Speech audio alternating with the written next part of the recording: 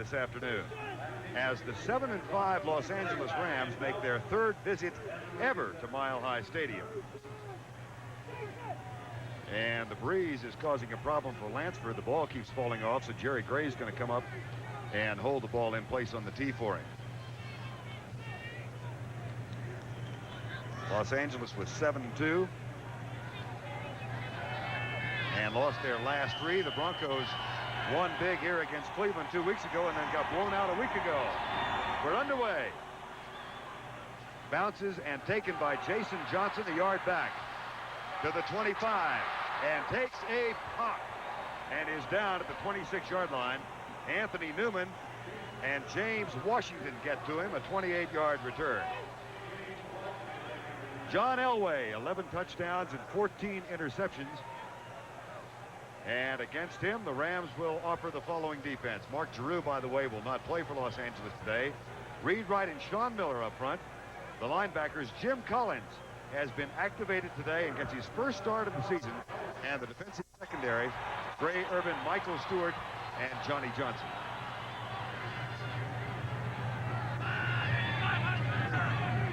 On the draw play, Tony Dorsett across the 30 to the 31-yard line. Tackle made by Jim Collins. You saw Dorsett carry the ball. He is joined in the offensive backfield by Elway and Winder. The wide receivers, Jackson and Johnson. Ricky Nattiel is on the inactive list today with an injury. He will not play. And the offensive line really botched up. Studdard, Perry, Bryan, Jariga, Lanier, and Kay. The only healthy starter is the center, Billy Bryan. Ken Lanier has been hampered by a groin pull. Everybody else has been switching around because of injuries. 2nd and 6. Again, the draw play, and it's Dorsett losing yardage as Michael Stewart gets into him. It was Sammy Winder instead of Dorsett. Now, one of the things that we can expect a lot of from the Broncos, they wanted to run the draws early because of the aggressiveness of the Rams, but you know, you can't expect the Rams to be too stupid either. 2 draw plays in a row really won't fool them. The first time, yes, I agree. Second time, no. There is Dave Studdard, who's getting the start at left tackle today. Now Steve Sewell and Gerald Wilhite come into the lineup. Sewell is split to the left side. 9th best in the NFL. 3rd down and 8, early moments of the game. Rams are in the Eagle defense, and here they come. That pass incomplete at the 48-yard line. And we saw Los Angeles in what has become the very much publicized Eagle defense. And today, in the place of Mark Giroux, it'll be Fred Strickland who will occupy that nose guard position when they go to the Eagle. And they've got a variation of that. Now Mike Horan is on to punt, and Clifford Hicks will return it. Horan is having what many think is a Pro Bowl season, a 44-yard average. And there is Clifford Hicks back to return for the 7th time this year.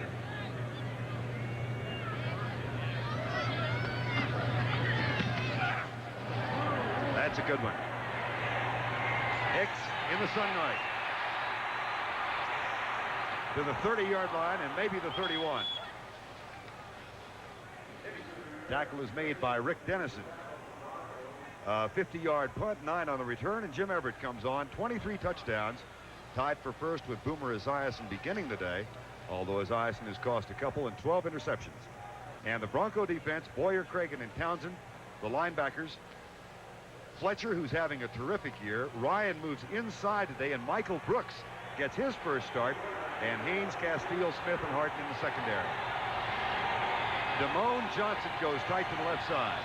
Backs are split behind Jim Everett. Del Pino opens, and he goes wide to the left side.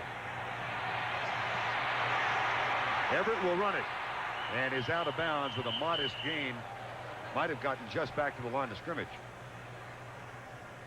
Jim Everett at quarterback now in his 3rd season out of Purdue. Greg Bell is the starter at running back again today. Aaron Cox and Ellard are wide receivers, and the tight end Damone Johnson. And the offensive line, Pankey, Newberry, Doug Smith, Duval Love, and the perennial All-Pro Jackie Slater at right tackle. No gain on the last play. 2nd down and 10. Opening moments of the ball game.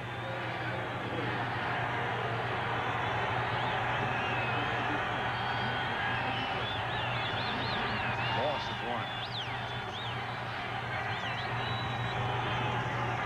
1. They toss it to Greg Bell. around the right side to the 38-yard line. Something, Vern, that the Rams are going to want to do today is by a good solid running game. If they can get their running game going, then what that will do is that'll take some of the pressure off of Everett. He's been pressing. And they'll get the short passing game in there, and then if they mix the short passes in with a good solid running game, then all of a sudden by those little completions and that good running game, Everett's confidence comes back, do a little rabbit punching, then you go downtown. 3rd and 8, Los Angeles, no score, just under 12 and a half to go in the first quarter. Everett drills it, incomplete, intended for Flipper Anderson, and the Rams will punt.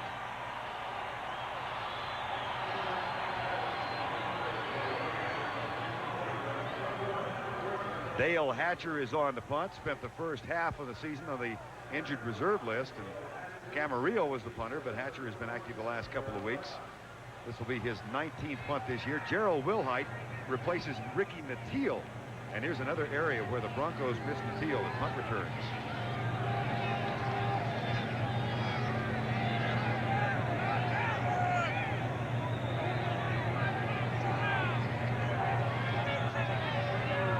McDonald snaps it back. Ken Bell rushing from the outside, and it's off the side of Hatcher's foot. It does get a Ram roll, but it's out of bounds at the 35. It was Ken Bell coming from the left side who put the pressure on Dale Hatcher. Well, one of the things about Hatcher, he can see Bell coming in because Bell comes from his right side, the side that he's punting at. He could see him. That ball should have been blocked, but Hatcher picked up his momentum a little bit, got his leg through, unfortunately. Or fortunately for him, he barely did get his foot on the football. That brings on the second Denver offensive series of the ball game. 12:15 to go. In their 6 wins, Denver in the first quarter has outscored its opponents 26-5. But look what's happened in the 6 losses. One of the things that Elway wants, he wants to score early, get on top of the Rams. Double tight end set, 2 wide receivers and a running back. It's Dorsett. Flag is down, and so is Dorsett at the 38. Leroy Irvin makes the tackle.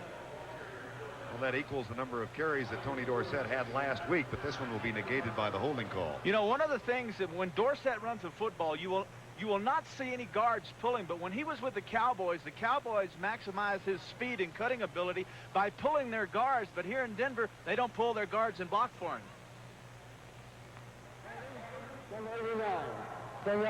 First down. Holding call on number 89, Orson Mobley. That'll cost him 10. Jim Tunney is our referee today. And John Elway comes back into the offensive huddle. Ball now at the 25-yard line.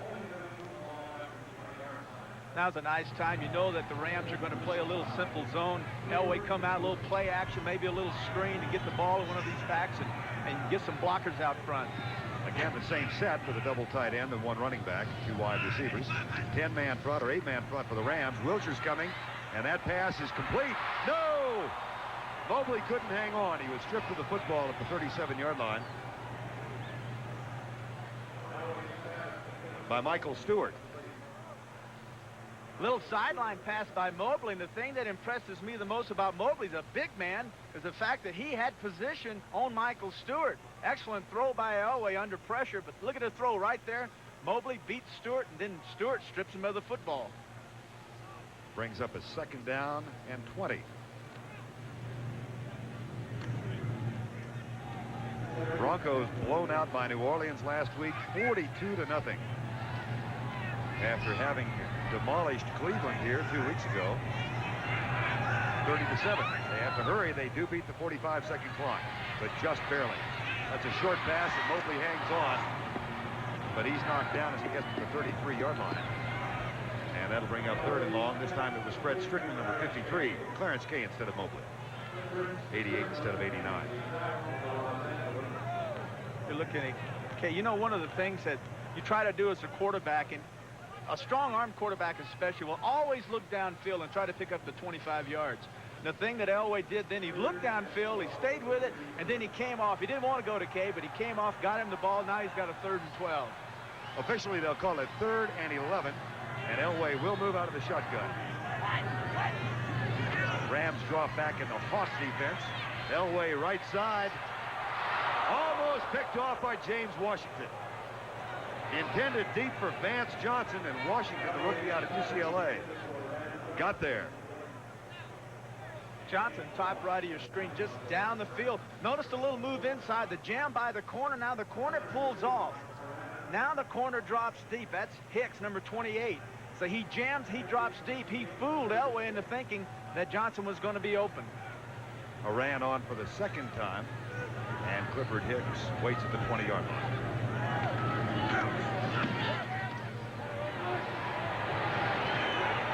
At the 15.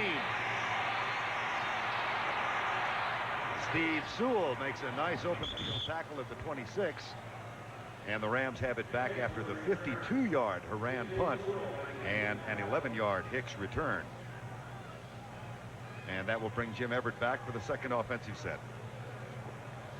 You know, Everett had all that success throwing those passes and getting all those touchdowns early in the year. And, you know, by his own admittance, he said it's kind of like a false sense of security. You know, that really wasn't how this game's going to go, and I have to learn that. Thus, he got a little bit down on himself, and now Zampese, with this little offense they're working, hopefully can get him back. Aaron Cox goes in motion, followed by Castile. Short pass across the middle, and McGee drops it and had it right in the midst. And if McGee catches this pass, Vern, it goes for 75 yards, and everyone reads in the paper, wow, Everett hit a 75-yarder, but that was a 5-yard pass. Right back to what I said earlier. Little short passes with the receivers that the Rams have in this offense of Ernie Zampese. Boy, it is really difficult. It's a fun thing to do. You don't have to throw it 20 yards downfield. Brings up second down and 10.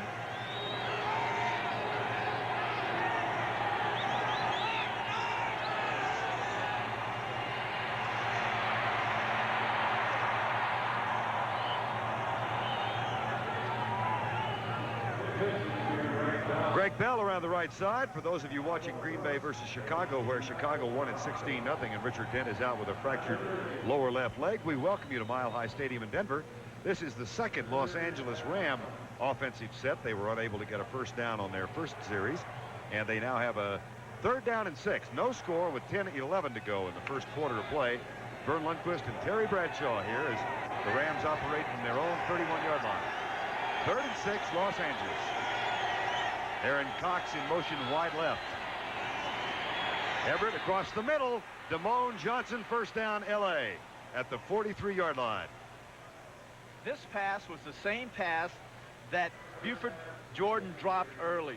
Buford McGee, I mean, same pass, but it's a different formation, a different receiver. This time, instead of McGee coming underneath, it's Johnson. There's Johnson on the little quick slant. This time, Everett gets him the football, and then up the field, Johnson gets the first down.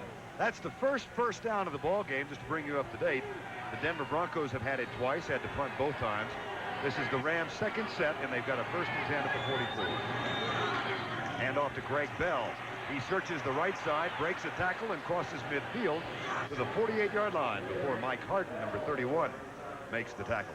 Just to go back to the open of the broadcast, Terry, you were of a mind that because Jim Everett has been pressing the last 3 weeks, the Los Angeles Rams under Ernie Zampese, the offensive coordinator, would go with a conservative game plan today. It's a conservative game plan where they're going to try to hit the short stuff, but they want to get into their running game. A balanced offensive attack by Zampese is 60-40. That's 60 passing and 40 running. They want the balance, get the running going, get the short passing. Everett gets his confidence, and then we hit the home run. From the 48, second down and 2. Greg Bell, and that will be close for the first down at the 46-yard line.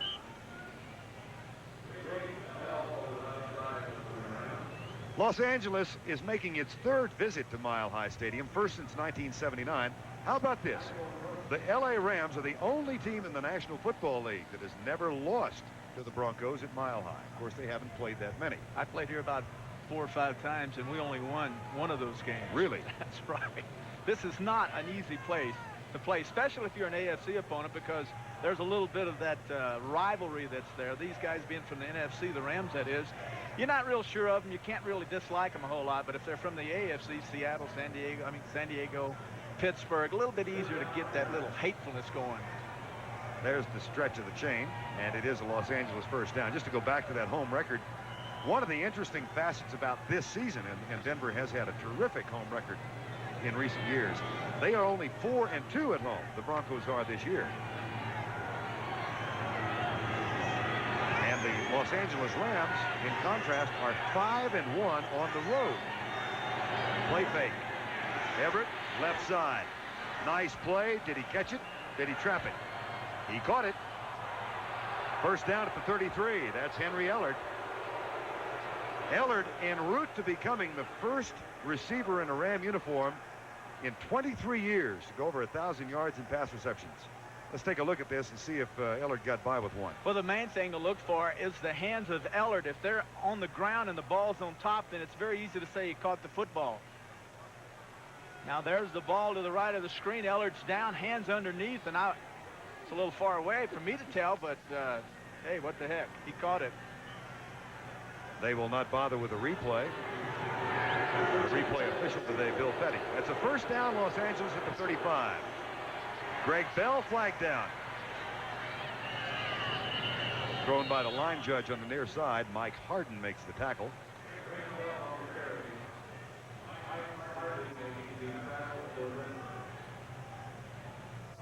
Offside, Denver.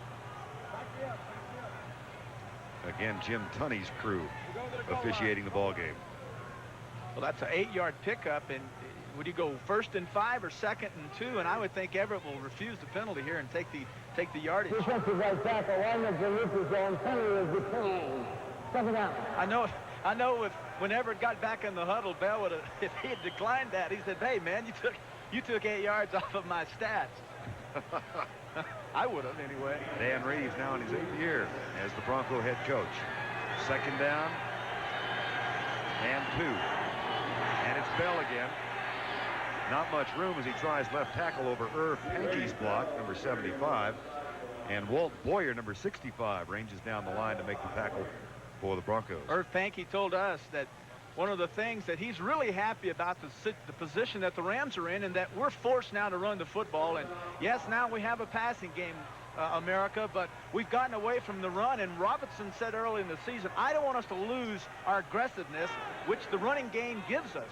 And now Pankey says, get us back to the running game.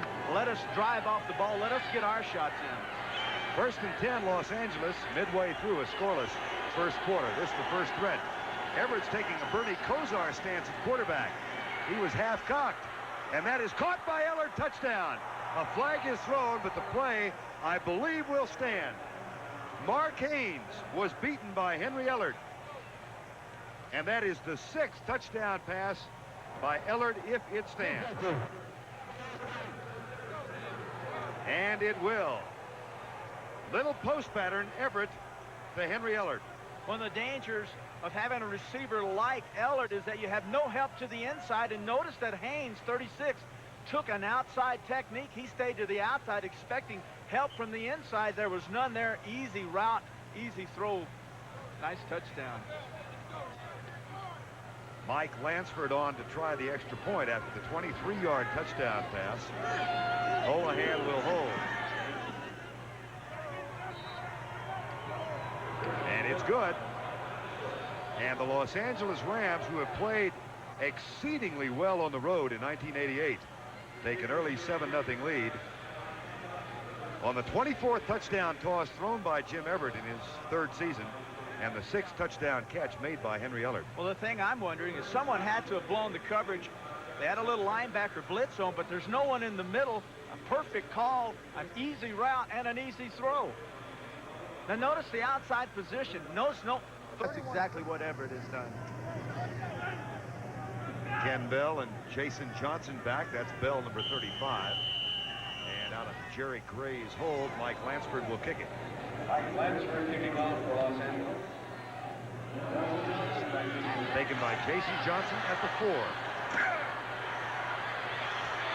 Nice little stutter step, and then Johnson is down at the 21-yard line. Tackle made by James Washington, number 37, an 18-yard return.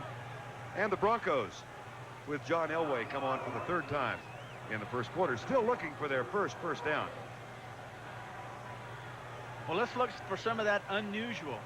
Elway wants to get out of the pocket. He feels like that he's had to stay inside him. He wants to get out and maximize his efforts by getting out and putting the pressure on the secondary. First down and 10, backs in the eye. Across the middle, tipped and incomplete. And I believe it was Sean Knight, or rather Alvin Wright, who tipped the ball, number 99. Here's Alvin Wright, the nose tackle, a third-year man out of Jacksonville State in Alabama.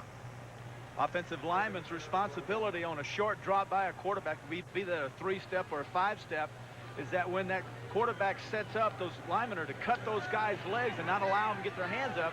That time, Bryan didn't do the job on Wright. Billy Bryan over the ball, double tight end set now for the Broncos, who will go from the shotgun on 2nd and 10. Four-man rush by the Rams. Elway with time, delivers across the middle. Here's Mark Jackson weaving his way right and might have gotten caught short of the first down, and flags accompany the tackle. Jerry Gray made the tackle after Mark Jackson makes his 22nd catch. Face mask, Los Angeles.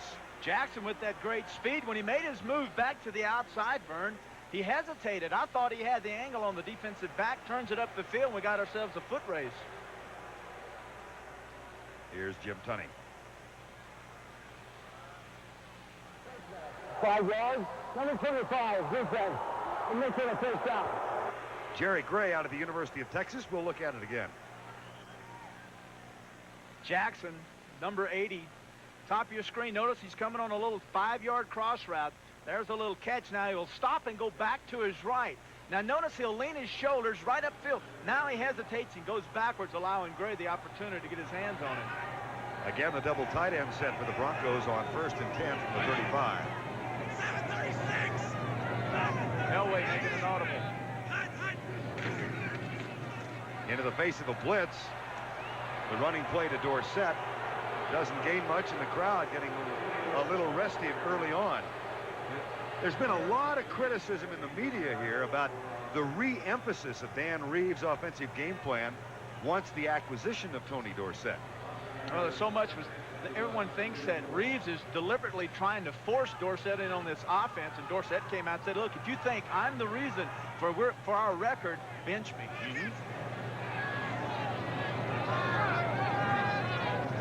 Eagle defense now by the Rams, and they're coming with the blitz. Elway has it knocked right back. Gary Jeter, number 77, who has become a pass rushing demon for the Rams, made the bat back. Made the bat back. Bottom of your screen, 77. Elway's a big, tall young man. Stands in there about 6'3". But when he uncorks this thing, it's a nice high release. But notice now, as Jeter spins around, he comes back inside. It wasn't Jeter. That's Larry Kelm, 52, that actually blocked it. Pressure, though, that time was applied by Jeter. It was Jeter who celebrated after Kelm blocked. That's what threw me off. Threw me off, too, Vern. 3rd and 10. Rocha from the outside. Elway delivers. Caught. Steve Sewell, first down. He is down at the 48-yard line. Sewell, multi-purpose running back who often winds up as a wide receiver and will especially be in that set today because of the absence of Ricky Mateo.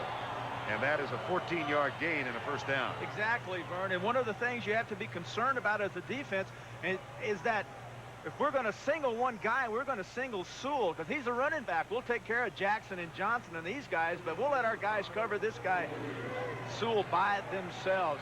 Fine job. Good route by Sewell. First down, 10. Denver, they trail 7-0 with 4:40 to go, first quarter.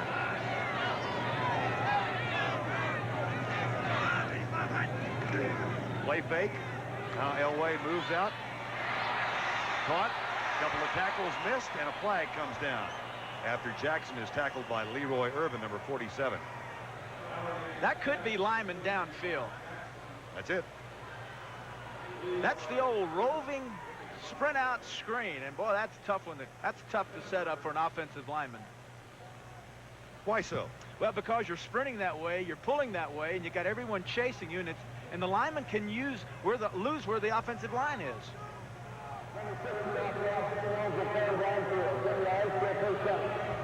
Jim Tunney sounds muffled today, so I'm not sure who it was. Yeah, when you do a play action, you set up for a run. and then you release and you lose sight of where the line of scrimmage is. And if you cross that line of scrimmage before the back catches the football, then you're downfield. Strickland and Kelm leave the defensive huddle. So does Gary Jeter now as the Rams make some defensive changes. But Vern, that's one of the unusuals. Remember, we said look for the unusual today, and a rollout screen is extremely unusual. First down, Sammy Winder in the backfield on 1st and 20. Now Mobley lines up to help give Elway protection. And they go deep to Jackson with Leroy Irvin. Incidental contact, no flag, despite the protestations of Mark Jackson.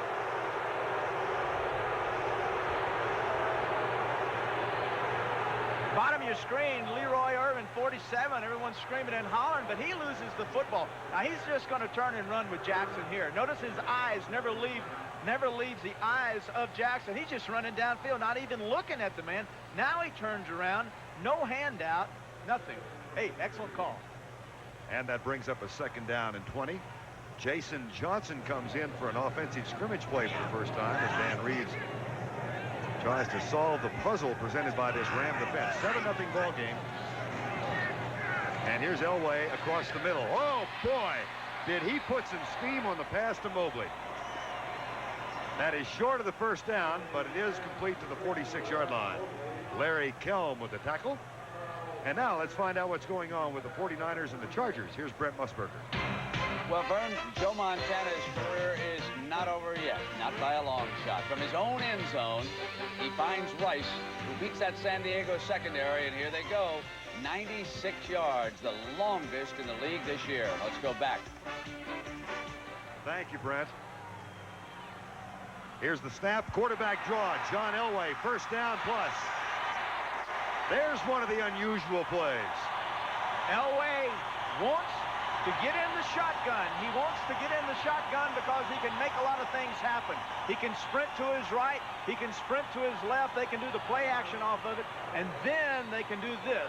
They can do the quarterback draw. The setup, everyone to the outside, a big hole up the middle. Excellent call by the Broncos. That's a gain of 13 yards for John Elway and a 1st down. Broncos at the Los Angeles 34. 2 wide receivers come to the left on 1st and 10, and the Broncos go with a double tight end set.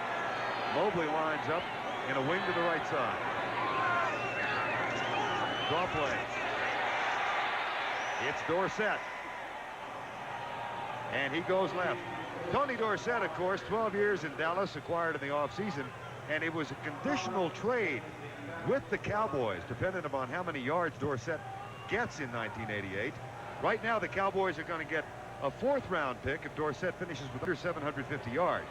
That goes to a 3rd-round pick if he's over 750, a 2nd-round pick if he's over 1,000, and the impossible is 2,000 combined, a 1st-round pick. We'll update you on his stats in just a moment, but that's what's known as a conditional trade. Quick screen, right side, dropped, and it'll be 3rd down and 4. Tony Dorsett coming in today, 578 yards just to complete that story. So he is working on the possibility of 750 yards for the season, which would give Dallas a 3rd-round pick. We're live from Mile High Stadium in Denver. Yet one more sellout crowd on a brisk but clear day in the Rocky Mountains. Early in the 1st quarter, late in the 1st quarter, Vern Lundquist and Terry Bradshaw. The Broncos have a 3rd down and 5. Shotgun formation. Will hide in, and he gets the ball delivered to him, but it's wide to the left. It'll be 4th down. Johnny Johnson defending on the play. And it will be Carlos coming in to try a long field goal. Rich Carlos has missed his last 4, including 2 from short last week. I talked with him yesterday, and I said, what's the problem? He said, I caught the disease. Caught the disease is right. Everybody's going down. They're losing football games, and he's hooking the football. And when you ask him the reason why, Vern, he told you that he thinks he's putting his left foot too close to the football. So we'll see. 46-yard effort. He's missed his last 4. High snap. That's going to be short. He's missed his last 5. Well, he didn't pull it left. And here's one of the most well-liked guys in Denver. in recent years, and he's getting booed. Well, Fans are a little spoiled, Mr. Bradshaw. You know, I said this many years ago about fans. Denver, they had the Denver Crush here, and I guess they still do it. The Orange Crush? It was just, yeah, the Orange Crush. It was fantastic. Boy, it had everybody in orange and cans all over this place. It was amazing, and it reminded me a lot of the old Steelers when we had our terrible towels and everything. But I said, in time, after a period of success, this will all die down, and you won't see all the orange, you won't see the cans, and sure enough, it has. Now they're booing the very guys they were cheering last year. Broncos come up short on the missed field goal, and the Rams take over with a 7-0 lead, 1:42 to go in the first quarter. Holohan starts in motion. Everett delivers it, and a mix-up to Del Pino as Del Pino went to the 45, and the pass fell short of the 40. Well, the Rams, Ernie Zampese, does not mind this. What Everett saw was a little linebacker come into his face. He knew he would not have enough time to sit in and let the route develop, so he just simply threw the football away. And boy, it's one of the hardest things to do. I never could do it. I wanted to hang in there and get that completion, but for Everett to get in there and get rid of the football and avoid the sack was a very smart play. Second down and 10, 7-0. Los Angeles leads it. Split backs, Damone Johnson in motion. Blitz coming. Dennis Smith, and Smith misses the tackle, but he has some help. And Greg Bell loses yardage. Rick Dennison, number 55, was the first of the bunch who got there. Normally you send your safeties on blitzes when you're expecting the offense to throw the football. But that time the Rams outguessed the Broncos, and they ran the football, but they ran it right at Dennis Smith, who was blitzing. 1:10 to go, first quarter. A 7-0 lead.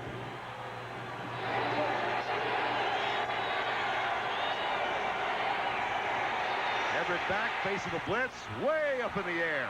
And Aaron Cox can't catch up to it, as he had gotten behind Jeremiah Castile.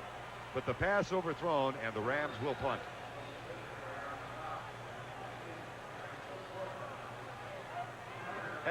Had that been in Los Angeles, that pass probably would have been perfect.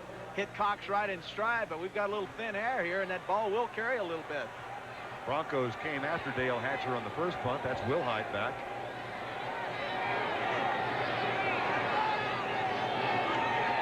And again, they're coming. And again, Hatcher gets rid of it. Wilhite has it bounce right by him.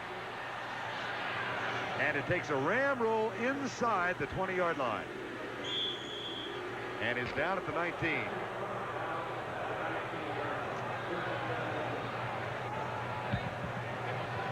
That's a 54-yard punt for Dale Hatcher. Really more of a 34-yard. That was a cardinal sin Wilhite just committed by not fielding that punt. Boy, they want him up there to field that punt. We're live at Mile High Stadium. Terry had an interesting analogy about how the Rams have to approach this game, and we'll get to it after the Broncos run their first down play. First and 10 from the 19. And I was all ready to go too, Brian. Well, keep it going, because I'm gonna let you demonstrate. All right. Sammy Winder to the 20-yard line. Now, you were talking, Terry, about the approach that they have to take in this ball game, and you were relating it to a boxer. Right. Everett has been a guy this year that's come out and like a heavyweight fighter. He just wanted to knock the guy out. And the approach that they want him to take now is jab, jab, little poop, little shot in the belly. Then jab, jab, little poop, little shot in the belly. And then when you wear your opponent down, boom, then knock him out. That's the approach they want him to take, and we just saw him throw the long 50, 60-yarder a while ago, but they want to do that simply to settle him down, build the confidence back up, get him not to press so much, and get the running game going, and then they feel everything will be fine. Well, in your mind, have they done it so far? I think they've done a pretty good job. It hasn't been real consistent, but at least you can see that they're trying to do that. 7-0 at the end of the first quarter.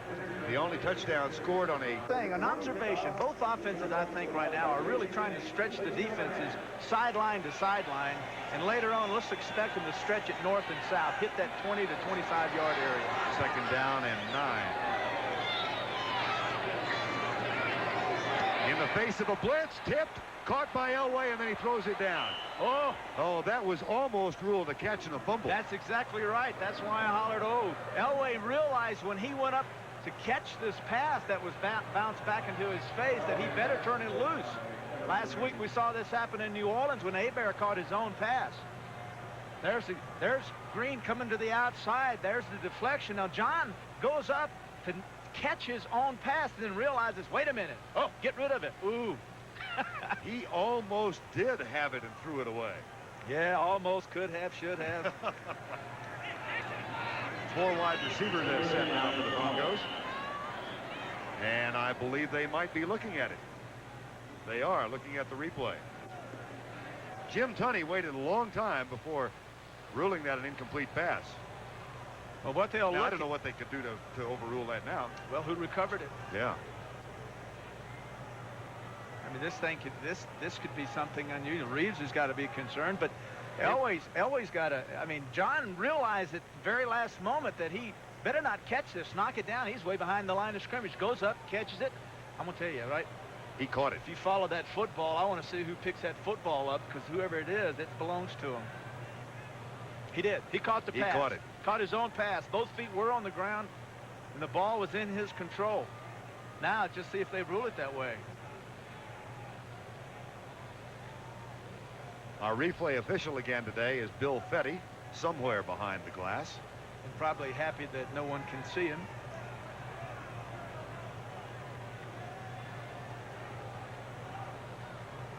And so we wait. Well, maybe they're not looking at this. And if they're not looking at the replay, then let's play football. I know they're not trying to get a suntan.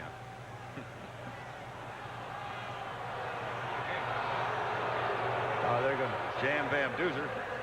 The play stands as called. 3rd down. All right, after all of that, Jim Tunney says the play stands. It'll be 3rd down. 4 wide receiver set for John Elway and the Denver Broncos, who trail 7-0.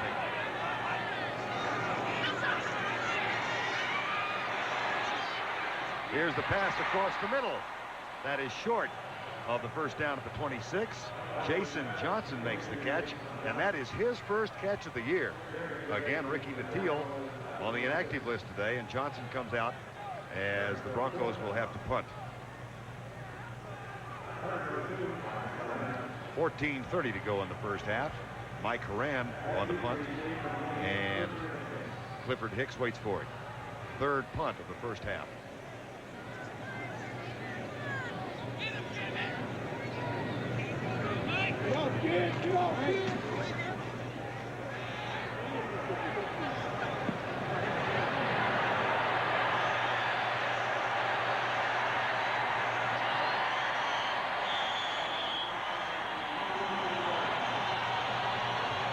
For those of you watching the Phoenix-Philadelphia game, welcome to Mile High Stadium, a sellout crowd.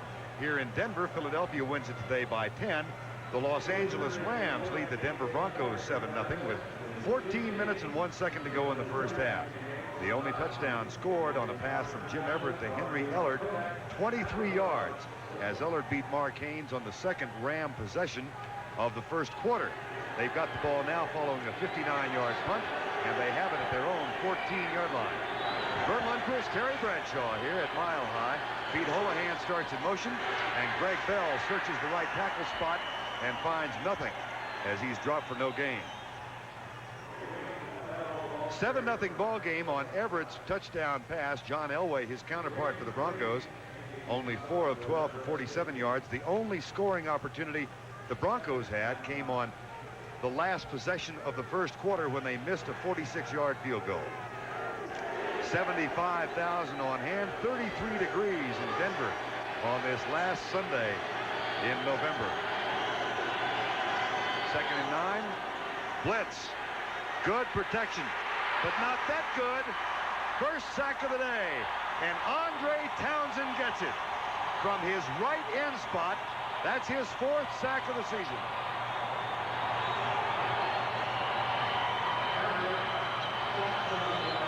There are 2 types of ways to put or when to use blitzes and try to sack a quarterback. You do it when you think they're going to score, and you do it when they're backed up, hoping to cause an interception, a fumble. Notice Townsend, 61. Actually, Everett, when he went out of the pocket, ran right into the area where Townsend was. Actually, Townsend was stalemated. He was just standing there. Everett comes to the outside, right into Townsend. 3rd and 21. Handoff, Greg Bell coming left. And he's going to be knocked down by Rulon Jones and others at the 15-yard line. It'll be 4th down. Jim Everett sacked for a season high of 5 times a week ago. And after having not been sacked that many times in the very successful first half of the season, that's the 10th time he's been sacked in the last 3.5 games. So Dale Hatcher is on to punt for the 3rd time. And the Broncos send Gerald Wilhite back to the 50.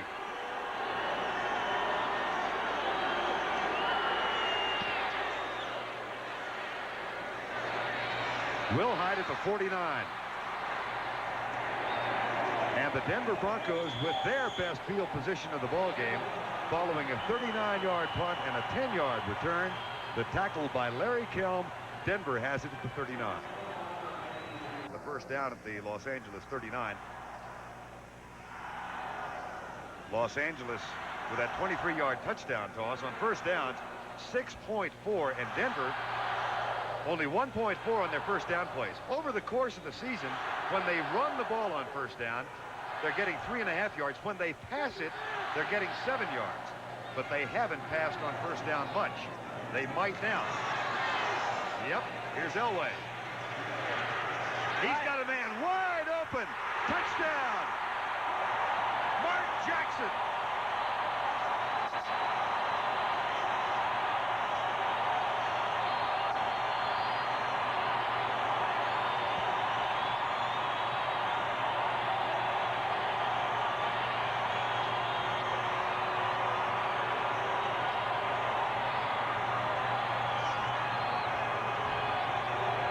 That's the 4th catch of the year for Jackson for 6.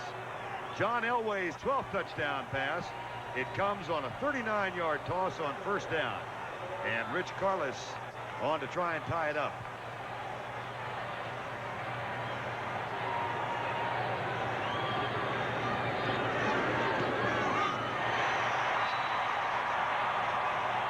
Somehow, Mark Jackson was open by a good 10 yards, Terry. Play action pass, something that Elway wanted to do. First down, perfect time to do it. Pulled his off tackle. Notice the left tackle, left guard play action. Jackson will come across the middle. Notice he has Irvin flat, goes right behind him. He had an option to go across the middle or deep. He elected to go deep. For Los Angeles. And the 5th round choice out of Missouri with an excellent return out to the 42-yard line. A 31-yard return. Randy Robbins with the tackle. Jackson with a smile. And timeout on the field. We're tied 7-7.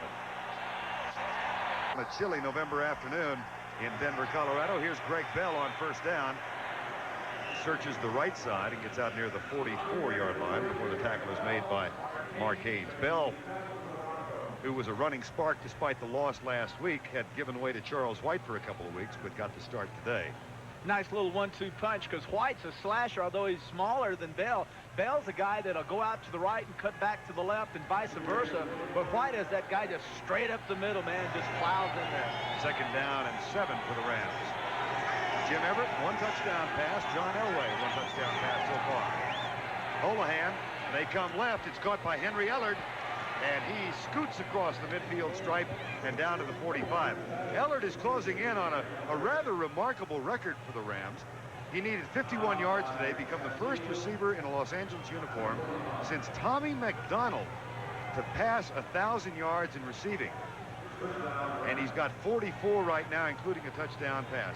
And McDonald's 1,000-yard season was in 1965. If you looked his records up, it'd be on black and white paper, wouldn't it? All faded out. That's right.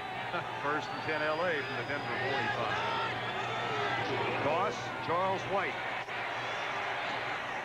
to the 40-yard line. The tackle was made by Jim Ryan, number 50. Ryan has moved to the inside linebacker spot today from outside because Bruce Klosterman, who was a starter there, is on the injured reserve list. But he told you yesterday it's not a real big change for him.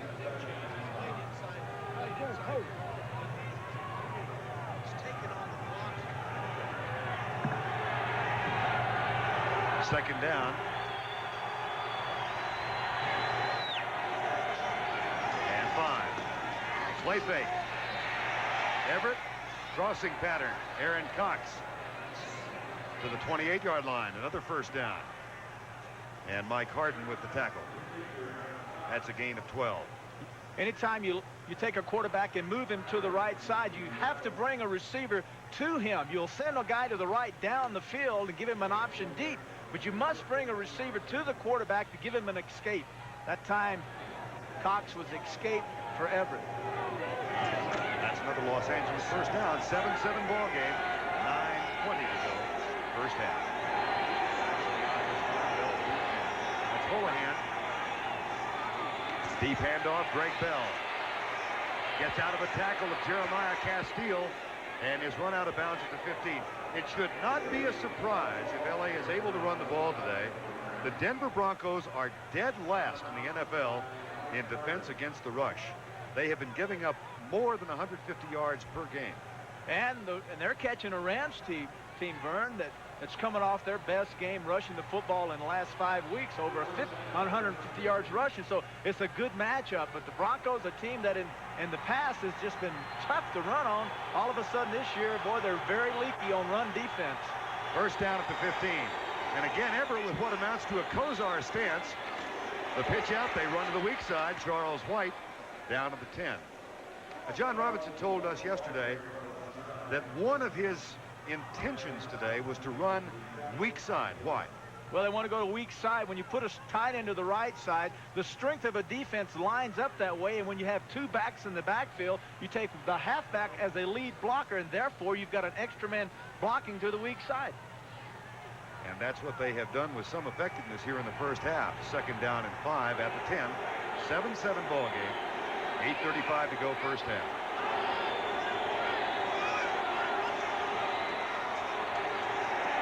Everett overthrows Henry Ellard with Mark Haynes back in the end zone. You kind of get touchdown fever. I know as a former quarterback that when I got into this area, I started just drooling all over myself, because I know this is the fun spot, man. This is where you get guys running into one another, and you get to go to the end zone. But one of the problems Everett had then, he stared down Ellard in the corner, but he had Bell wide open out in the flat. 3rd and 5 in a 7-7 ball game. From the 10. With that defense in. That's Ellard in motion. Everett right flat. Short of the first down. Ellard with the catch, but Harden with the tackle. And Mike Lansford will come on to try the field goal as Harden prevents the first down. Motion gives a receiver, Vern, position on a defensive back. When Ellard's in motion, then he comes back in motion, then goes into the flat. He has that defensive back behind him already. That's why they run sideline patterns, because he's running away from his coverage. Lansford from 23 yards out. He is 16 of 22 for the season. Make it 17 of 23. Mike Lansford with the field goal from 23 yards out. 7:42 to go first half. LA leads it by 3. 42 to go first half before a sellout crowd at Mile High Stadium. Los Angeles Rams on a touchdown catch by Henry Ellard and a field goal by that man, Mike Lansford, have a 10-7 edge over the Denver Broncos. Ken Bell and Jason Johnson deep for the Broncos. This will be Johnson at the 2. He comes right. And is down at the 35-yard line. Tackle made by Fred Strickland. And time has been called. 10-7. Rams lead Denver by 3. Mile High, that's not unusual because 138 of the last 140 games have been sellouts. The 2 which weren't were the strike games a year ago. Thus far, John Elway, 6 of 14 for 93 yards and a touchdown. Bell has 52 on the ground. Denver's accumulated total of 23. Total offense, Los Angeles has an 8-yard edge. 10-7 ball game. Jason Johnson's return has given the Broncos good field position at the 36 as John Elway comes up with Dorsett and Winder both in the backfield. Rams with a three-man front look like they might have the blitz on, and they're coming. Elway back, quick flip into the right side to Sammy Winder, and he is out of bounds at the 43-yard line. Larry Kelm, number 52, makes the tackle. Anytime you commit a linebacker on a blitz and you bring a back at him on play action pass, if he does not pull off that back, the quarterback's responsibility is to get it to the back. So when the linebacker blitzes, his responsibility on coverage is the back that disappears. And a good job by Elway of noticing that and getting the ball out in the flat. Sammy Winder stays in now. Mobley and Clarence Kay, a double tight end set with two wide receivers. As Mobley in motion and the Rams adjust. A modest play fake, and Elway delivers it left side, caught by Vance Johnson, number 82, in front of Leroy Irvin. That's a first down, Denver at the 46 of Los Angeles, a 10-yard gain. And again, the Broncos are handicapped because one of the three amigos is among the missing today. Ricky Nattiel is injured. Nattiel is a receiver that Elway, especially when Elway is in trouble, he looks for Nattiel. He likes to go to him. Today he doesn't have him, but they don't need him today. Right now, Jackson and Johnson are doing a fine job of getting open and catching Elway's bullets. First down and 10. 10-7, Los Angeles leads. 6:45 to go, first half. Play fake on first down. They are throwing a lot on first down now. Elway intercepted by Larry Kelm.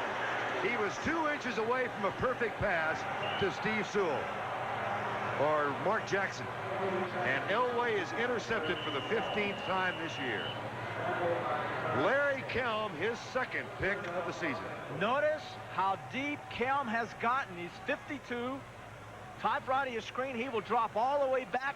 The key is, notice there, keeps coming back, keeps coming back. There's Johnson, wide open, Jackson. But when the linebacker's that deep, you got to come off of him and throw short.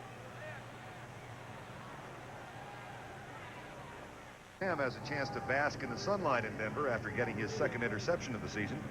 And that gives the Rams possession at their own 38-yard line, first down and 10. And Jim Everett brings them up. Everett, 6 of 11 for 72 yards. Primarily, as Terry said he would do, he's been throwing short passes here in the first half. Buford McGee in motion. Everett straight drop back. Little flip by Andre Townsend. And doesn't get much as a fine defensive effort by Jim Ryan, number 50. And Freddie Gilbert, number 90, who has played much of the first half in place of Walt Boyer. Watch Jim Everett's stance. He's adopted that Kozar stance now. But notice it's his left foot that's back and not his right when Kozar has his right foot back. But also notice that he opened up backwards. He didn't turn his shoulder, so therefore you can look at his feet and tell which way he's going to open up. Second down, draw play, Greg Bell. Rulon Jones gets him up high. Whistle had blown. McGee falls on the ball back at the 32, but the whistle clearly had indicated the play was dead. Rulon Jones has lost his starting job this year to Andre Townsend. Walt Boyer on the other side, they're flipping him back and forth, but one of the reasons is that this guy does not play the run very well, but we'll see him in the game because he's outstanding at rushing the passer. So anytime you see him in there, you can expect that the Broncos are thinking, hey, they're going to throw the football. Well, Dan Reeves is pretty candid about Rulon Jones. He said he's terrible against the run. So we use him as a pass rushing specialist. Call him a turkey. Everett pumps once and goes deep right side. Man coverage. Caught. First down. Flipper Anderson all the way inside the 20. And again, it was Mark Haynes they picked on. Watch the job first on Rulon Jones, and then the pass to Flipper Anderson. Jones coming inside. There's Pankey, 75. Newberry, 66. 2 guys. That's the respect Rulon has. 2 guys plus a back sitting back there waiting. Now Bale moves over to help out. No one coming. Here's a little phony fake by Jim Everett, and then he just unloads it to Flipper Anderson. Guy's averaging over 26 yards every time he catches the football. That is a 44-yard gain and a first down at the 16. Greg Bell goes right. And Bell is down to the 12-yard line. Terry, I just want to go back to the point about the Rams' offensive scheme. You made an analogy to a boxer. Jab, jab, jab, haymaker. Jab, jab, jab, expecting a pass. They set it up. They got the isolation. They absolutely anticipated a man coverage and got the little man out there and had the perfect play on. And that's what this game's all about. It's a chess match where you match up perfectly, and then all of a sudden we catch you out of whack, and then we're going to hurt you. So it was the 44-yard pass, Everett to Anderson. Right now, second down. A 10-7 LA lead with 4 minutes to go first half. Everett looks left. Pulls up, fires to Buford McGee, and fumbles the ball, and he had 6 in his hip pocket. He had a touchdown as he had gotten by Michael Brooks and then could not make the grab. Everett was looking to his left, trying to get the ball to one of his receivers crossing on the left, felt a little pressure, got a little nervous. As you'll look at his feet, he gets a little nervous. Notice he's looking to the left, no one there, no one there. Now he comes back, spots Buford McGee, who drops the football, and had he held on, easy touchdown. Now watch Everett. Yes, that's a touchdown, right? Wrong. Hands to the head. That gives you a migraine. 3rd and 6. 4-man front for the Broncos. Ellert in motion, draw play. Greg Bell knocked down by Freddie Gilbert. Number 90. Man who lost his starting spot to Walt Boyer, but has played extremely well here in the first half. And again, the Rams will settle for a try at 3. Freddie Gilbert, number 90, is very much like Rulon Jones, an outstanding pass rusher, but does not play the ball well. The run, notice number 90 inside. This is a bad call. Down in here, everybody blitzing, playing those gaps, play action, throw it in the end zone. Lansford from 28 yards out. Holohan is the holder. Off the upright, no good.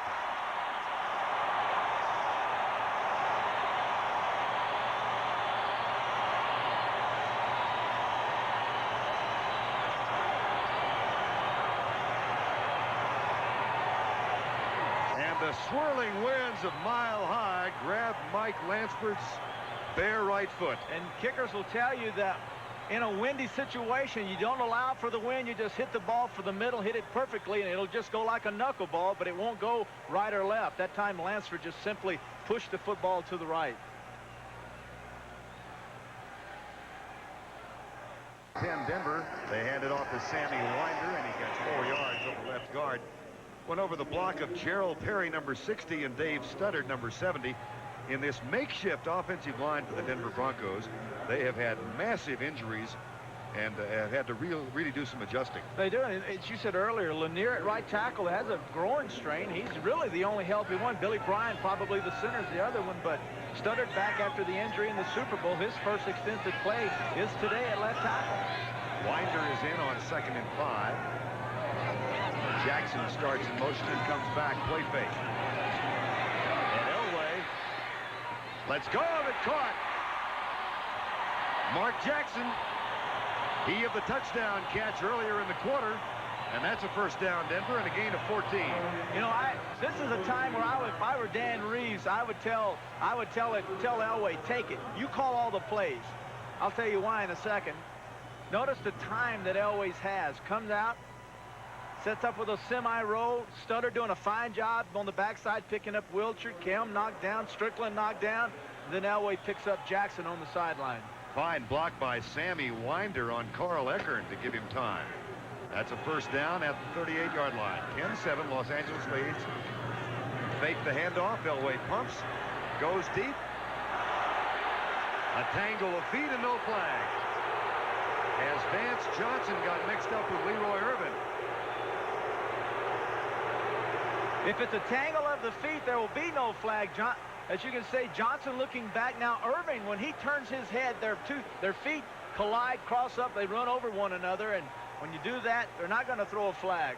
Swan did this in Super Bowl against the Cowboys, Benny Barnes, and a flag was thrown on Barnes, bailed the Steelers out, but Does the name Fred Swearingen mean anything to you? If you look back on that, that should not have been a penalty, and I think a lot of the rules today have a lot to do with that call right there. Super Bowl 13. Second down and 10. That's right.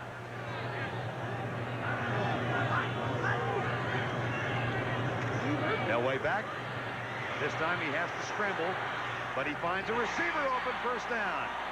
It's Jackson again. That's been the magic combination in the first half for the Broncos. I was making a point earlier that I would turn the offense over to Elway. I would let him call it, because I believe one of the things that would really help Elway is when he's hot, leave him alone and let him call his plays. He senses, he feels it, and now he's attacking the secondary. Manning in a well-played and very significant ball game for these two teams. The Broncos tied for first in the AFC West, and somebody from the Rams apparently didn't get a fingernail trim before the game began. That's John Elway during the 2-minute warning. He's got a scratch on his neck. A little nasty. Yeah, but he's in the game now. You know, it would be nice. Quarterbacks know when they're hot, and unfortunately the coaches that call their plays may not sense that they're hot. That's why I'd like to see Elway take over now and for the next 2 minutes call his plays by himself. Well, he might in the 2-minute warning, in the 2-minute offense. 4 wide receivers in. Elway across the middle, Wilhite. And he ducks under the tackle of Eckern and might have enough for the first down. Larry Kelm was there, and the Broncos will now definitely Elway's calling the play. And again, they go with the 4 wide receiver set. 1st and 10. Across the middle again. Wilhite again. And that's a gain of 8 inside the 30-yard line. Carl Eckern with the tackle. And a timeout will be used by the Denver Broncos. The passes that Elway used that time had all the receivers running sideline patterns, and then Wilhite going over the middle, so there were no options down the middle. Later on, look for Wilhite in the middle with a receiver on top of him. On a sun-splashed November Sunday. Denver trailing by 3, but they've got a 2nd down and 2, and John Elway has hit Gerald Wilhite with ease on the last 2 plays. You think they might go back to him again? If Wilhite comes over the middle and the linebacker covers him tight, they'll have a receiver behind him for a touchdown. John Elway with his 4 men spread out. 5-man rush by the Rams. Elway comes right side through the hands of Vance Johnson. It'll be 3rd down. As Elway again ran that little intermediate route around the 15, but Elway chose to come right. A lot of football teams, when they're inside the 35-yard line, will take their receivers and run deep crossing routes all the way across the field that gets them into the end zone. But the problem that John Elway has is that he has this offensive line that's all beat up, and that takes a long time to develop. But crossing routes down here are the best way to score. 3rd down and 2. And again, a 5-man rush. Quick delivery left side. Caught. 1st down, Denver. It was Jackson again in front of Jerry Gray. That's a 1st down for the Broncos, and they stop the clock as Jackson gets out of bounds. Nothing fancy about this. If you have an offensive line that's a little beat up, just snap the ball to your quarterback, have a quick receiver, runs a short, quick route, and get rid of the football quickly. And that's exactly what Elway did, and that's exactly what Jackson did. Mark Jackson caught 5 last week in the loss to New Orleans. He's got 5 in the first half. 1st and 10. John has a fade down at the bottom if he wants it. That's Jason Johnson. He looks his way, and then he'll run. Oh, boy. Was he down? Yes. It will be Denver 1st and goal at the 1 on the Elway scramble of 21 yards. And it was Johnson who recovered the ball, but the play had been whistled dead. You must love that play. When you're in the desperation bowl and you have to rise to another level to bring everyone up with you, sometimes you have to do this, and I agree with this exactly. Elway knows he has to get in the end zone. To heck with the body. I don't care if I am a $2 million quarterback. I'm doing this because we're 6 and 6, and I'm the guy that can give this team the spark. Johnson recovered the ball, but they had ruled Elway down. A gain of 21 and a 1st and goal. The Broncos use a timeout. They've got 1 left. If I'm in the huddle right now, I'm saying to myself, did you see Elway? Everybody gets all fired up, starts pounding on one another. Man, we're going to drive these guys off the ball and score. Than everyone else we had on defense, and so Collins is starting. Winder and Wilhite are the running backs now. Sammy Winder, the deep man in the eye. Quarterback Steve, touchdown. John Elway for the Broncos. And why not?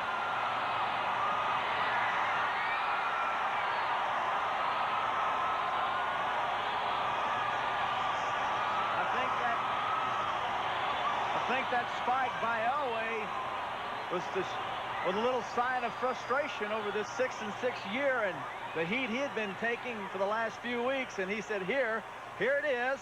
I've played bad, yes, all year long, but here, right in your eye. Thank you very much. Rich Carlos on to try the extra point out of Gary Kubiak's hold. It was Elway's running, particularly a 21-yard romp where he gave up his body that set up the 1st and goal for the Broncos. And for the first time, they have the lead. And it comes with 41 seconds to go in the first half.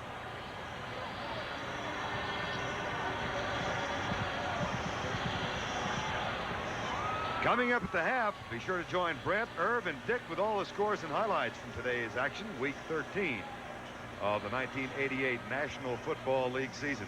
Brent, Irv, and Dick 41 seconds away here on the second half of our doubleheader on CBS. John Elway with 34 yards on the ground now. He has almost tripled the yardage on the ground by the other running backs. I think one of the things that's happened this year, especially with Dorsett coming in and the effort made by the Bronco coaching staff to get a good solid running game going, this offense is built around Elway. It's Elway's offense. From the shotgun, Elway scrambling. From the shotgun, Elway running and throwing the football. And quite honestly, that's the heart and soul of it. And it's very hard to change the heart and soul of an offense when it's been so effective over the last 6 years. Rich Carlos will kick off for the Broncos, who now lead 14-10. Del Pino and Ron Brown are back, and Brown has returns of 72 and 73 already this year, but not this time. That's a return of 12, and the tackle made by Ken Bell with 36 seconds to go first half. Jim Everett getting ready to come back on. It was Everett's touchdown toss to Henry Ellard that gave Los Angeles the 7-0 lead. Elway found Mark Jackson to tie it at 7-7. Lansford's field goal made it 10-7. Lansford then missed a short field goal, and Elway's touchdown made it 14-10 where we stand right now. Vernon, now if the Rams are going to try to score, they have to put away the conservative offense and now go to their 20 to 30-yard offense down the field. Looks like they'll stay conservative. Greg Bell, that's his 15th carry of the first half. Now they might change their mind. Well, I said 20 to 25 yards. That's 17 of them right there. I didn't say how they were going to get there. Now, wait a minute. I just said they had to get there. If you're going to tell me that play was designed for 17 yards, you and I are going to have a chat. And Terry and I have chatted about it and decided that may change the whole outlook here. I think so. They're in a position now where they'll have to be conservative, don't have to worry now. I believe they're in a position to go ahead and throw the football down the field. I don't know if they're going to do that. I hope they do, because this is the time where Everett, this is the strength of his game, is a deep passing. Nope.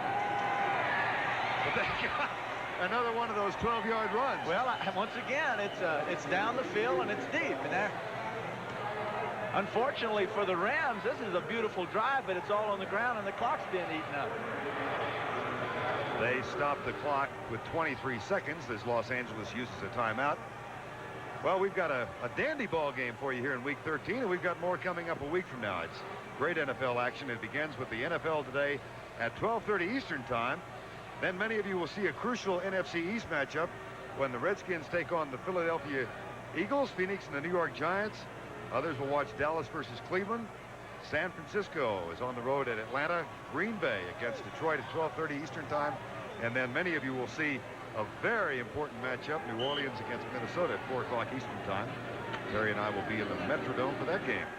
Right here, 14-10 with 23 seconds to go first half. All right, this is the passing formation.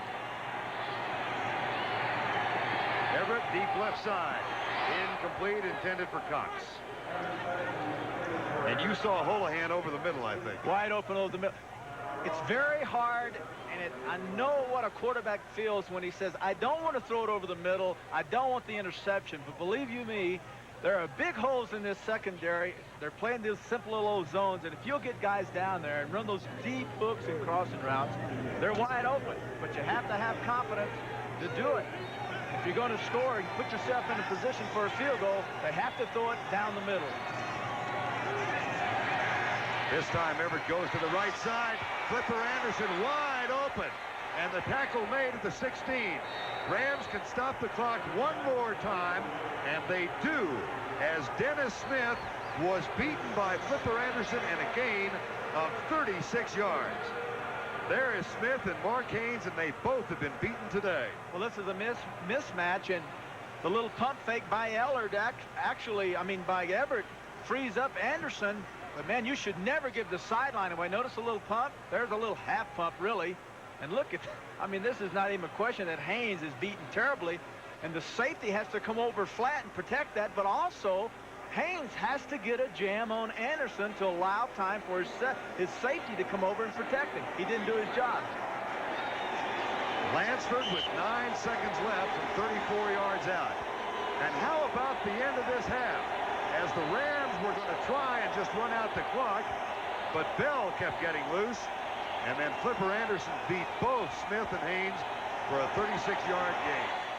And that hits the upright on the other side.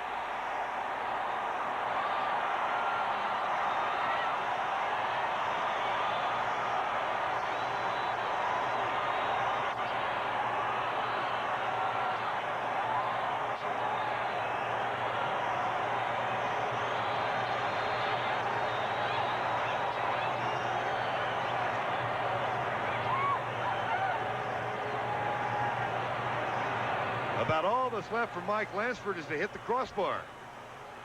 Well, there's that pull. He pushed the first one, and he pulled or hooked the second one, and you get an offense that drives it down that far, man. You got to come in. You've got to make those. I understand you're going to miss some, but we're talking desperation bowl, and just got to make them, period.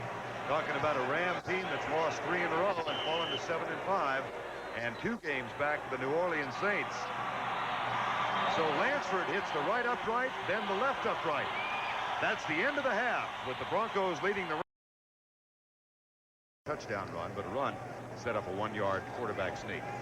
Quarter number 3, and Rich Carlos will kick it off. And again, the wind swirling here at Mile High forced the ball to go down to the tee. By the way, a sellout crowd again today, but this is an alcohol-free sellout crowd.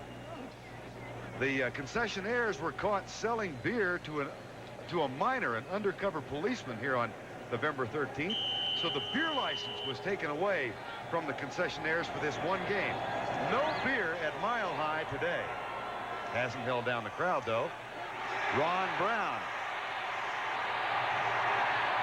And that world-class speed doesn't do him any good, as the tackle is made by Ken Bell. An 8-yard return for Ron Brown.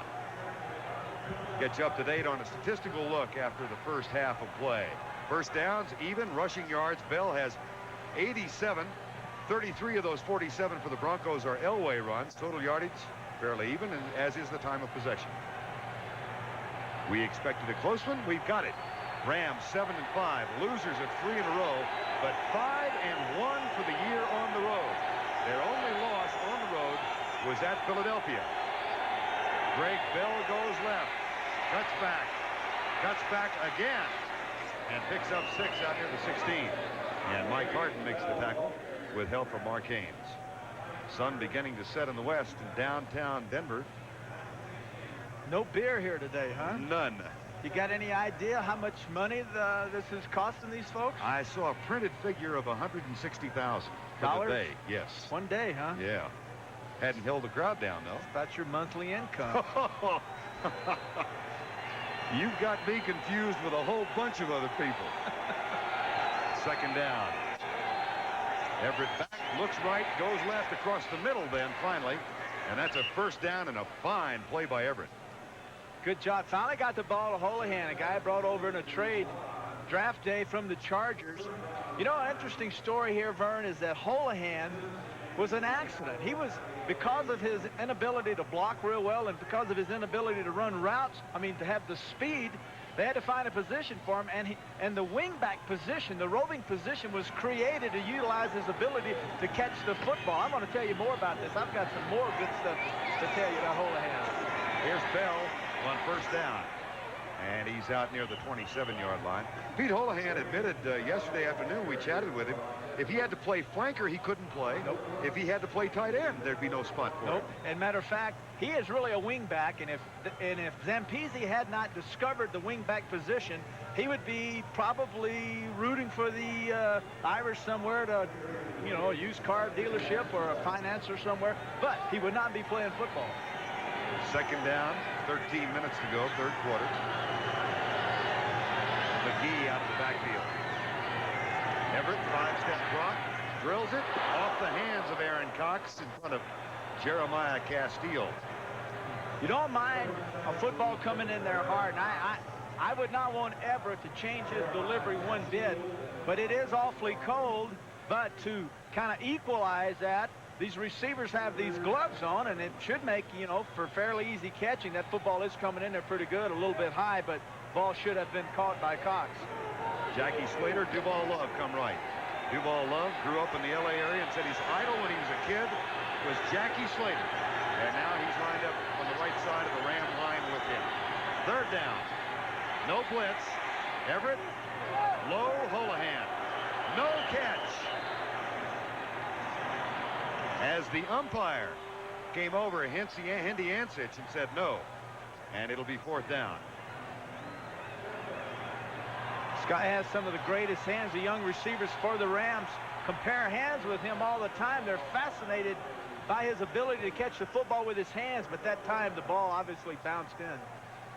It was the umpire, Andich, who made the call, and Dale Hatcher is on the punt for the fourth time. Will Height, again playing in place of Ricky Natil, who's on the inactive list.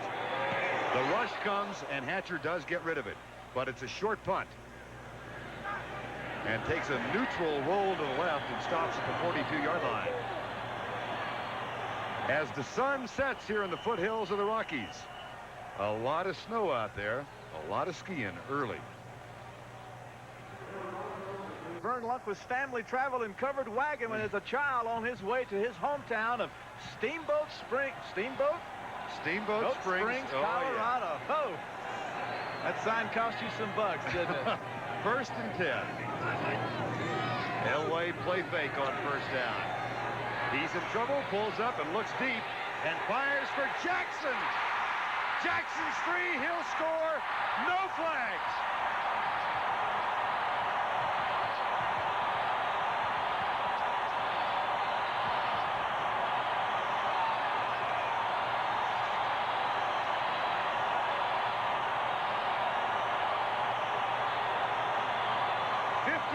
Yards from Mark Jackson. That is his 6th catch of the ball game. Once again, play action pass by Elway. The all-out attack. Reed said, we'll leave nothing in our locker room. We're going to go after this entire day, attack that secondary. Boy, that time Elway, plenty of time, a lot of time by his offensive line to finally get the ball to Jackson. Rich Carlos will try the extra point. And it's 21-10.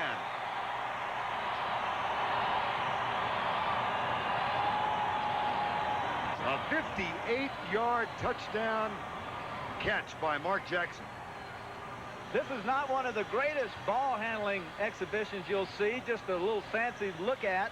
But now Elway stands, looks at Jackson initially, but is forced out, and then finally picks Jackson up again, who broke his route, came all the way across the football field, and gave Elway a big picture. Look at this, Jerry Gray on the outside, and now Jackson runs away from Gray. Gray stays deep, allowing Jackson to make an easy catch, and then waltz into the end zone. Watch the reaction of John Elway, who has scored 1 and thrown for 2 today. Well, this is the kind of offense that he loves to run. That's the 2nd touchdown toss for Elway, Terry, and 2nd time it's come on 1st and 10. 1st and 10, also play action. Jackson with a huge day, 140 yards, 6 receptions, and 2 have counted for scores. Carlos will kick off.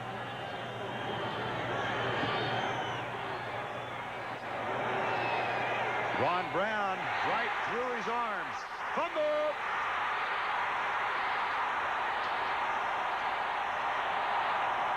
Denver ball.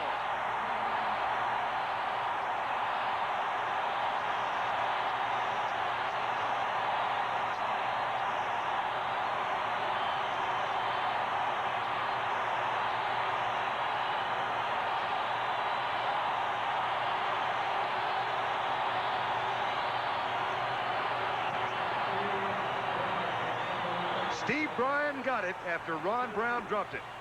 Second time in a row that Brown dropped. Ball goes right through his hands. Now it's just running around to grab. Delapino tries to get it, picked it up, but it goes through his hand like it has grease on it. First down from the 14. See if Elway wants to try and strike quickly in first down. Yes, he does. At the 4, Vance Johnson, touchdown Denver.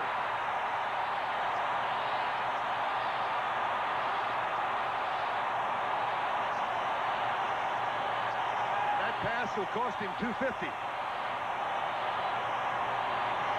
But he doesn't mind.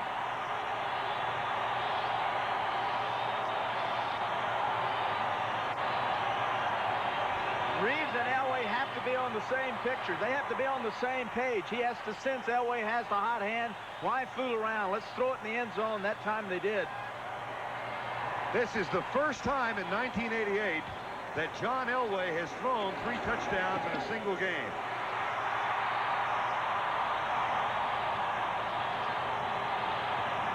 And for the 3rd time, he goes for 6 on first down.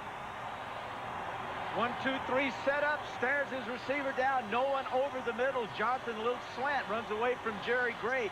No one in the middle to stop him. Touchdown.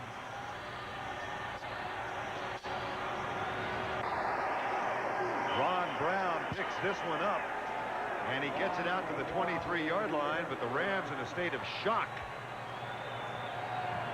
after John Elway hits Mark Jackson for 58 yards, and that man, Ron Brown, just re-signed after an unsuccessful bid to try and make the Olympic team. Fumbles the ball, and Elway hits Johnson for a touchdown. Jackson, rather. Mile High Stadium is rocking, and the Rams now trail by 18 with 11:47 to go, 3rd quarter. Everett will throw on first down into the flat. Caught. Nice catch by Bell. And that'll quiet the crowd for first down at the 35-yard line. This offense that the Rams run is an offense that allows a quarterback a chance to read quickly. And you don't necessarily have to read the defense. You read the receivers. It's 1, 2, 3, 1, 2, 3. And if the first guy's covered, go to the second. The second, you go to the third. And anytime you see Everett go to his back, it more than likely is his 3rd receiver. 1st and 10, Los Angeles trailing 28-10. Bell goes left, gets a good block from McGee, and a gain of a couple of yards out near the 37-yard line. 49ers continue to pile it on San Diego. You'll recall that Montana hit Jerry Rice with a 96-yarder earlier in that game, and that is a score that the Rams won't like because they are tied with the 49ers, both teams chasing New Orleans. And, of course, the Saints watching this game as they get ready for the New York Giants tonight down in the Superdome. Plus, Philadelphia has already beaten Phoenix. Right. So if you're looking at a wild card, you've got to look at all the games that you're competing against. Damone Johnson off the line. They hit him on the crossing pattern across the middle. That's a new formation that Ernie Zampese has put in this line. Most times with Holohan and Johnson in, Johnson lines up, as they say, on the ball, and Holohan is back. But that time, watch, as Damone Johnson was off the ball. Well, this is Holohan. He's normally here. This is Johnson. Johnson will come down, go across. Holohan will go outside, and he will run a quick post. And now the quarterback, Everett, reads it. Notice that on the outside, the strong safety is shield, allowing Damone Johnson, 86, the ability to get free and go across. That's a brand new formation, one of a multitude that Zampese puts in for this game. Here's Everett pumping once and delivers out of bounds to Henry Ellard. See, the longer Everett runs to the sideline and the longer the receivers run with Everett, that they have to catch it out of bounds because they run out of real estate. The smart thing to do, and Everett was really looking back across the field, is for that far wide receiver, break the route off and head for open territory. That's exactly what Everett was looking for, but no one did it. No one helped him. Terry, you talked with Jim yesterday. You talked with Ernie Zampese and John Robinson. They said they needed his conservative game plan. Can they stay with that kind of attack now? The game plan now is conservative, but it's kind of fancy. A lot of motion, a lot of little trickery in there. So, yes, they can stay with it because this little trickery offense can get big plays. Charles White comes in, and Rulon Jones gets him up around the helmet. This is a man about whom Dan Reeves his coach said yesterday, he plays the run like a turkey. Like a turkey, and that means, for those of you that have a notepad, a turkey is someone that sticks his head up and takes a peek to see what's going on. And against the run, you cannot tick your head up to see where the ball carrier is because you have no leverage, and therefore you're easy prey to knock off the line of scrimmage. You have to be low. Rulon Jones, he's the turkey. He gets high. He's better at rushing the passer. 3rd and 9. 28-10 with 9:40 to go. Third quarter blitz. Everett kicked away. Tyrone Braxton, number 34, the second-year man from North Dakota State. And a fine defensive play by Braxton. It'll be 4th down. Ellard down, Ellard inside, Braxton to the outside. The ball slightly behind. Some may have thought that was pass interference, but not so. Dale Hatcher will punt. Will Hyde waits at the 10-yard line.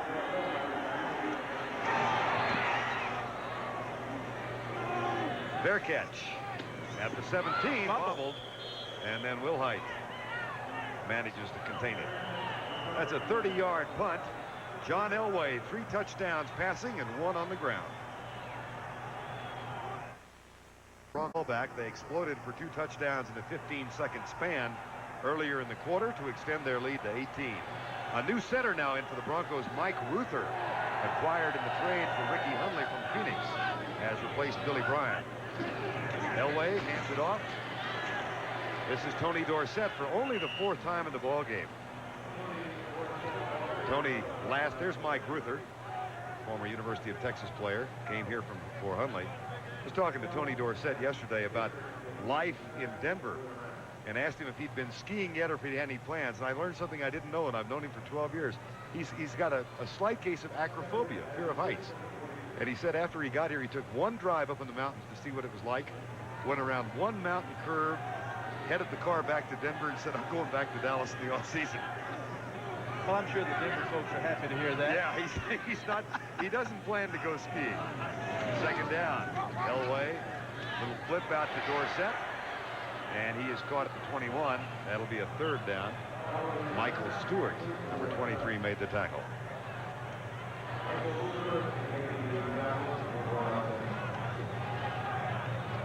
John Elway got it off to a very slow start, 9 of 20, but now with 3 touchdowns. And here's the way he's passed it around. 3 to the running backs, 12 to the wide receivers, primarily Mark Jackson, and 1 to the tight end. Jackson and Johnson, boy, they have big games. And this Ram defense is a defense that will pressure you and give you a chance to go up top. 8 minutes to go, 3rd quarter, 3rd and 7. Elway takes the direct snap from Ruther. And again, good protection, and overthrows Mobley, the tight end. It'll be 4th down.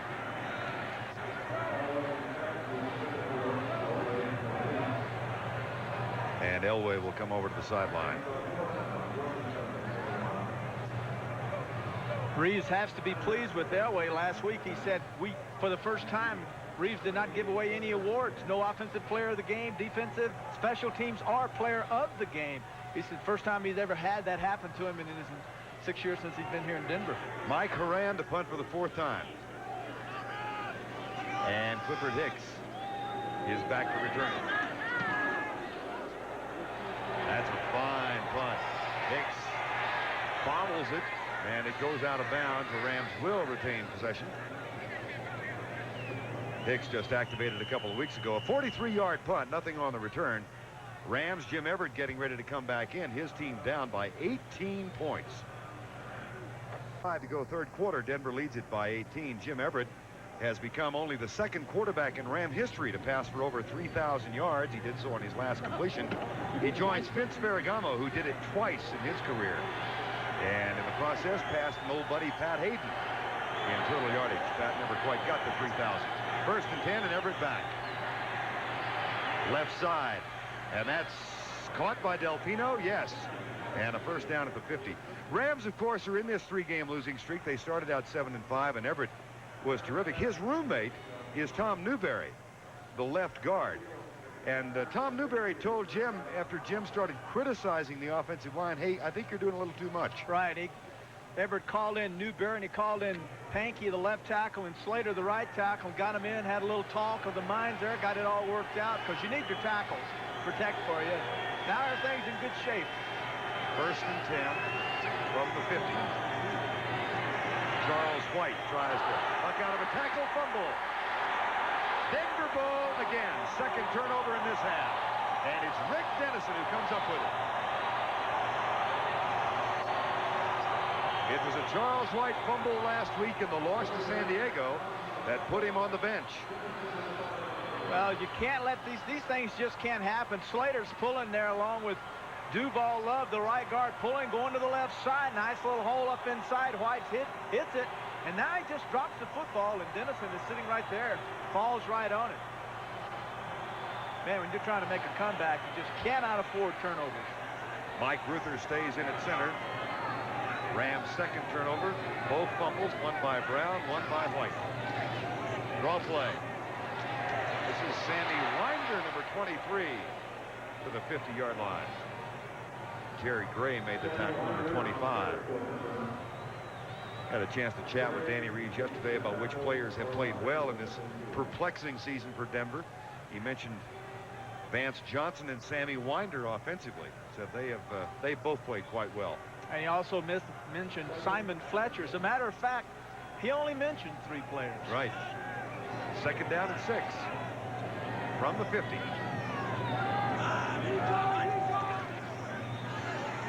Elway, incomplete. Oh. John did not want to throw that football because he knows that with the receiver coming across the middle and with him staring that receiver down, if he stays with that receiver, he brings the extra safety over, and if he delivers that ball late, he is absolutely going to get the guy crushed.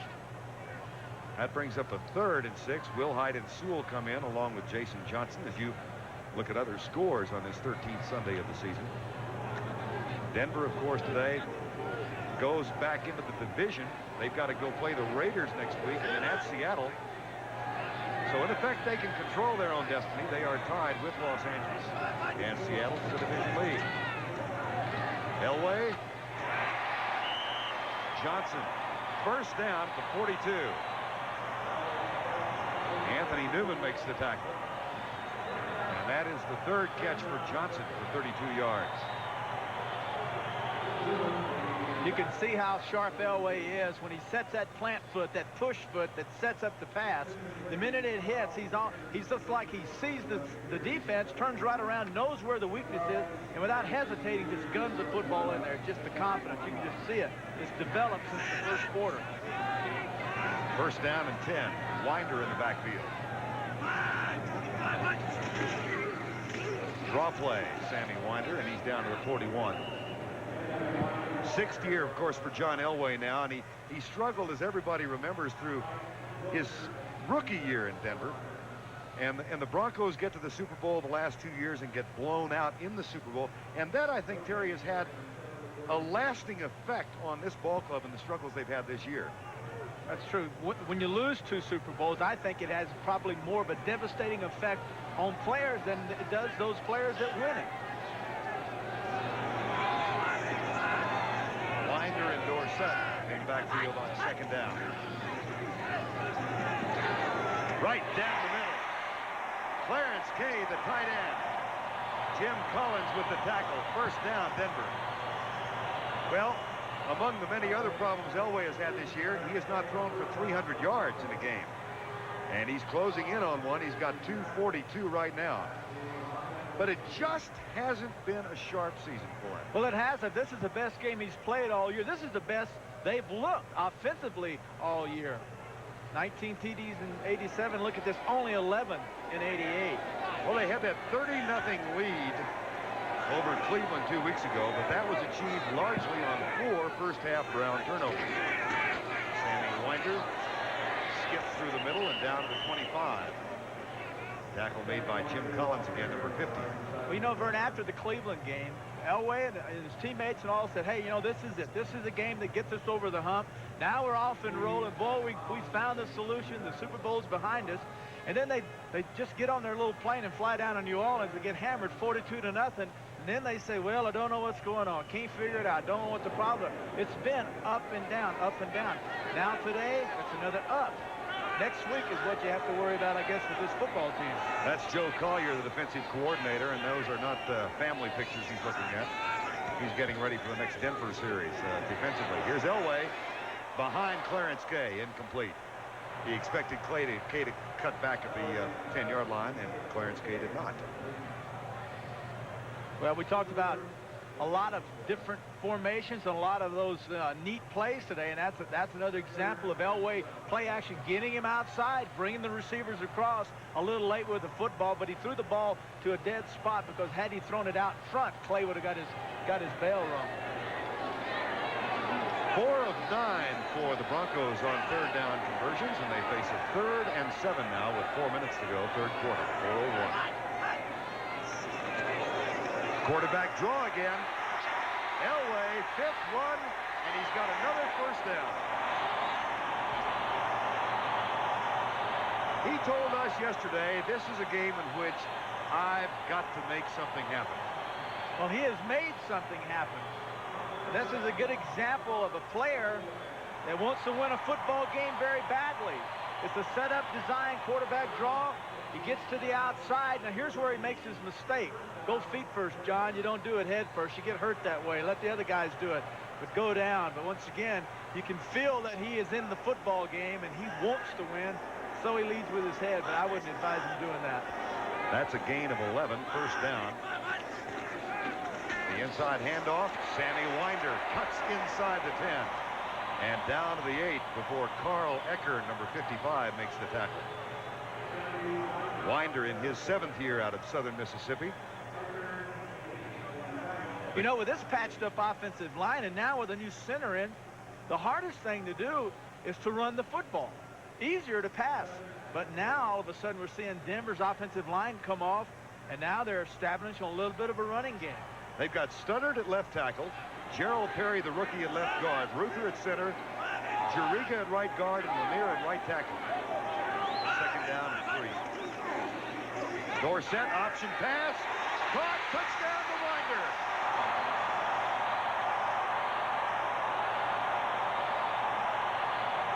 And the happiest guy in Colorado is Tony Dorsett.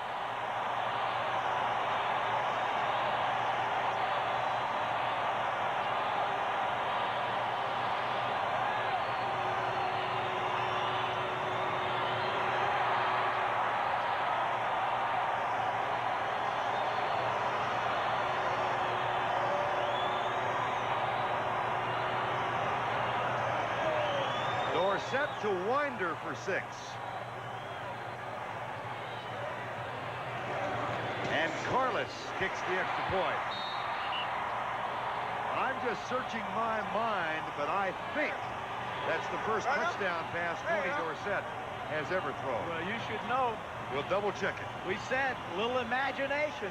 Let's let it all hang out. Don't leave anything in the locker room. This is what the Broncos wanted to do. Be unpredictable. Let's do the crazy things. Well, I can think of nothing more crazy, more unpredictable than Dorsett throwing to Winder. There it is, and there's your touchdown. I'm laughing to myself about Dorsett and his protestations during the many years in Dallas. He kept saying, they won't involve me in the passing game. Well, now he's involved, but I don't think this is quite what he had in mind. Throwing it instead of catching it. Just a great call. You know, it's just a game of I'm going to guess with you, and we've never shown, I'm sure there's no film, as you said, Vern, there's no film of Dorsett throwing the football, or no tape. It's not in the computer, so why not do it? It's the unpredictable. It's the unusual. And those sometimes are the things you need to do to help a football team get over the hump and find its confidence and get them on a roll. That is also Sammy Winder's first touchdown catch this year. Carlos to Ron Brown. This one he hangs on to. And he gets to the 20 before Ken Bell makes the tackle. What's happening with the 49ers and the Chargers?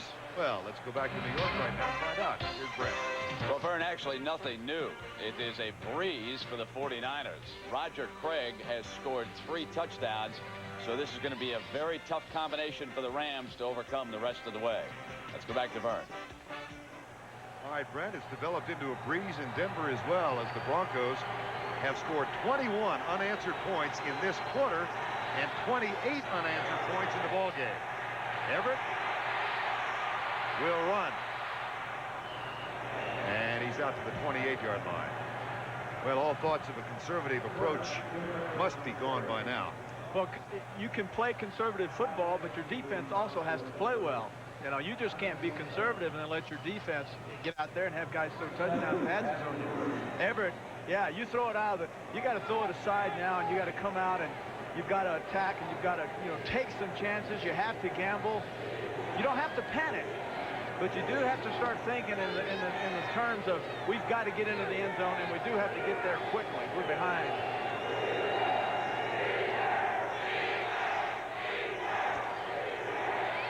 Left side, caught. Buford McGee. That's a first down. Just to correct the file on Tony Dorsett, that was his first touchdown pass. But he did complete a pass as a rookie for 34 yards. Coming up next Saturday, CBS Sports College Football coverage travels to Philadelphia for one of college football's great traditions, the 89th meeting between Army and Navy. And then live from Downtown Athletic Club in New York City, the Heisman Trophy Award presentation, sponsored by Kodak. A great day of college football beginning at 2 o'clock Eastern next Saturday. Everett to Holohan. And another Ram first down at the 45-yard line.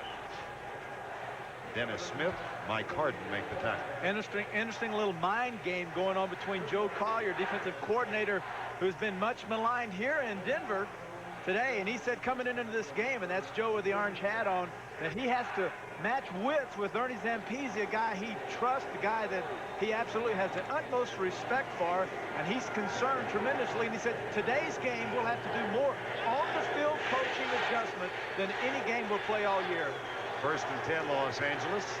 Everett, deep post pattern, caught by Ellard. He will score, and there are no flags.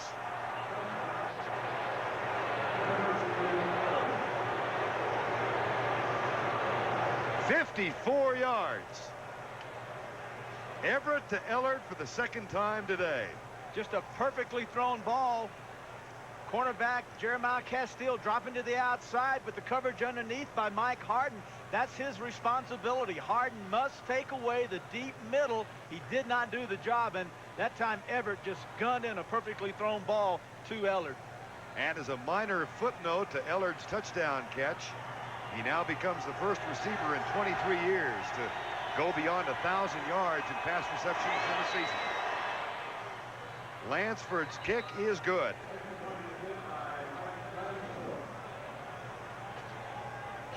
And that makes it 35-17. 43 seconds to go, third quarter. Coming up next week on CBS, the NFL Today at 12:30 Eastern Time. Then many of you will watch Phoenix against the New York Giants, an important Eastern Conference game.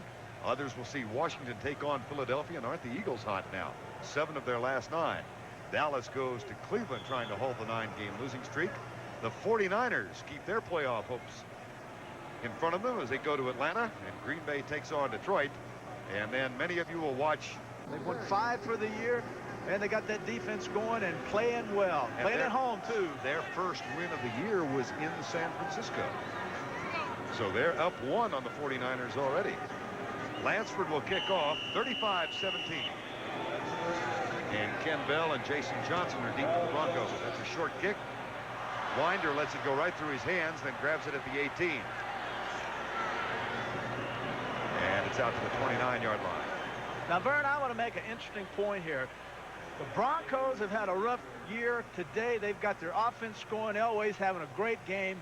Now, what do? Do you get conservative with your offense? It's put 35 points on the board, and you've done it by, imagine, just being totally crazy with your offense. The unpredictable. Do you stop doing that now and get conservative and try to eat the clock up? I think not. I think if you do that, you'll play into the hands of the Rams. Keep doing what you were doing. Throw the football, mix it up, sprint out, draws, traps. And with 35 seconds to go in the third quarter, it's first down 10, Denver from the 29. split backs behind John Elway. Now they shift into the I with Dorsett to deep backs. Dorsett. And that's no gain at the 29. I'll tell you, among the other amazing things about Dorsett in his career is his durability, Terry. For a running back, he's only missed 6 games because of injury from the time he came up as a rookie in '76. He's not that big. You know, he wears those big thigh pads, and often thought that was to make his legs look big, but he's a slasher, he's a dasher, and, you know, he's a guy with great speed, but also a guy that will put his head down. That's the end of the third quarter with our score. The Denver Broncos 35, the Los Angeles Rams 17. We now pause for this word from your local station.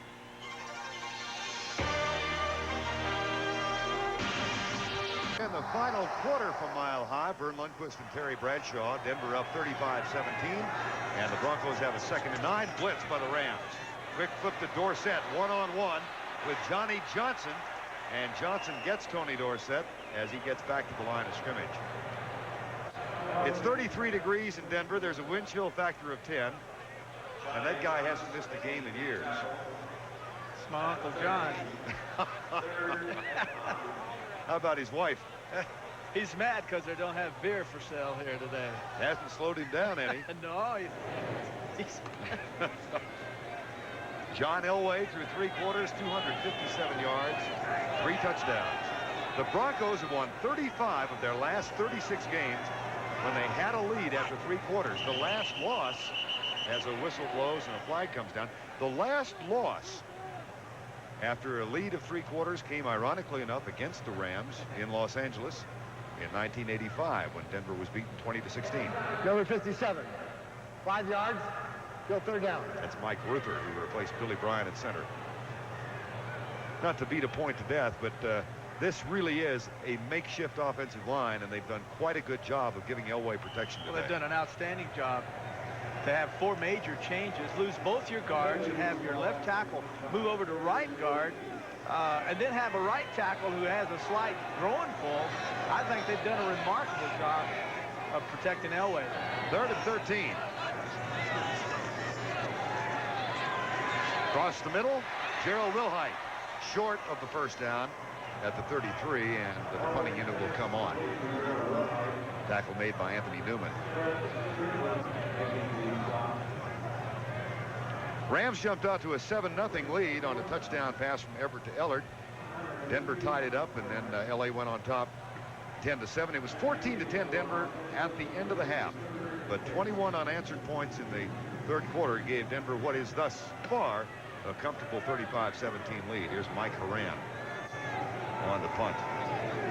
Keith Bishop, who is not playing today because of a dislocated thumb, is in the ball game for snapping situations, and he's in right now. Not a great punt. Clifford Hicks with room to return it, but pretty decent downfield coverage. Hicks is tackled at the 35. 40-yard punt, 8 on the return. Rams have the ball. Yet another sellout crowd at Mile High Stadium. Thus far in the ballgame, John Elway 20 of 35. After getting off to a 9 of 20 start, 3 touchdowns for Elway. Jim Everett has not played poorly, 280 yards and 2 touchdowns for Everett. Both have gone to Henry Ellard. Bell leads the rushing attack with 97 yards and Denver 76. 35-17 with 13:02 to go. Vern Lundquist along with Terry Bradshaw. You made the point that quarterbacks in big games must make big plays, and they both really have. Elway has played extremely well, but so has Everett. He has this game, and hey, we got a 4th quarter to go here. Everett back. Safety valve for Bell, who somehow, no, he does not make the catch. He was out of bounds. Bobbling the ball as he scampered up the sideline. You know, I've seen this offense. I played against it a bunch when I was with the Steelers and when Sam Peasy was at San Diego. And it's an offense that I believe as a defensive team, as a defensive coordinator, you stay on pins and needles because this offense strikes from all over the football field. You can never think you have one thing taken away because they'll change your formation, you'll change your coverage, and they'll come back to that same play and hit it for a big one. 2nd down and 10. Greg Bell Randy Robbins is the first man there, number 48. And not much of a gain. Bell getting close to 100. He's got 99 now. Pittsburgh defeats Kansas City to win their third of the year today. Gary Anderson with 3 field goals. How about this Denver Bronco team in the third quarter? 21 points today.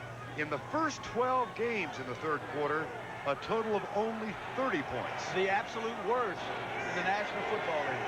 And because of that, they jumped out to a 35-10 lead. It's 35-17 right now. Everett caught. Henry Ellard. First down at the 47-yard line. You know, John Robinson's team is a very young team, and they had a disastrous 1987. I think they surprised even John Robinson when they jumped out to a 7-2 record this year. I know they did, and John Robinson and his coaching staff knows that what has happened to his football team was a major surprise, and it captured the fans and the media in the Los Angeles area. But this is a football team that's very young, that's going to go through times like this, but really they're still growing. They're years away from being the great football team that Robinson's trying to put together. And they have a ton of draft choices coming up. Nice fake by Everett. Deep into double coverage for Anderson. Diving try, incomplete. Well, that's highlight material right there. I'm not only impressed with the great play action by Everett and the great arm. Hey, I was impressed with Flipper Anderson's burst for the football, because that football looked like it was going to be a good 15 yards over his head, yet he had that second burst that almost allowed him to make a great catch. Anderson with an outstanding average of nearly 27 yards per catch this year in his rookie season after starring at UCLA. Second down and 10. 12:02 to go. 35-17. Denver leads it. Everett, right side. Anderson can't hang on. He is belted. Mark Haynes and Randy Robbins, just in case it had been ruled a catch, but it was not. Did you notice? We're going to look at see what happened on the catch on the outside this time. Notice how Everett's looking to the left, trying to free the safety. Now Haynes comes up, and the ball's slightly behind Anderson, who almost makes a nice grab. But the key was Everett was backpedaling, looking to his left, and he wasn't able to get around and push with his right leg and drive the football to Anderson. He threw it off balance, all arm. Third and 10. The Rams, as you saw, 3 for 10 on third down conversion. 4-man rush. Everett. Mike Harden gets it. That's his third interception of 1988.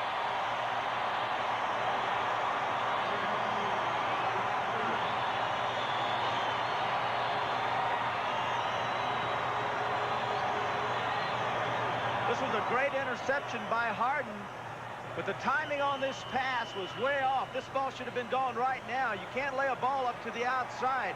You have to anticipate the receiver going to an area and deliver the football when he is arriving near the defensive back. Everett waited too late that time, and it cost him with an interception by Harden. This year was the third turnover by the Broncos in this half. And Denver has a 1st and 10 with John Elway back in the cockpit. Mike Ruther has gone at center in this half. Draw play left side. And that's just back to the line of scrimmage for Sammy Winder. Broncos trying to break this roller coaster and go 7-6. We'll have 3 games remaining. And the key games are the next 2. At the Raiders, at Seattle. Those are the 2 teams with whom they are tied in today's scheduling. And then they're at home against New England to wind up the season. At the Raiders, at Seattle for Denver. And they really need to win the division. Don't know if they can get in as a wild card. If they beat those teams, they win their next 3 games. In this game, they've got it. Yep. Because they're playing 2 guys in their division, Seattle and the Raiders. 2nd and 11. Backs in the eye behind John Elway. 11:05 to go. Door set. And it'll be 3rd and 11. You know, and another thing, Vern, the Broncos are a football team that, as ugly as they are at 6-6 coming into this game, they could still, if they win the rest of their games, win 10 football games. Right. 10-6, and everyone will forget about all the problems they had and how, you know, they looked tired and how they weren't hungry and how they'd lost the Super Bowls. You never know will turn a team around, and sometimes it takes a tremendous emotional lift. And going into this quarter, I'd say right now they have found that lift against the Rams. 3rd and 11, and Elway will operate from the shotgun. 10:20 to go. Denver up 35-17. High snap controlled by Elway. Across the middle, caught by Wilhite. Short of the first down, and that will bring the punting unit on. How about the Los Angeles Rams?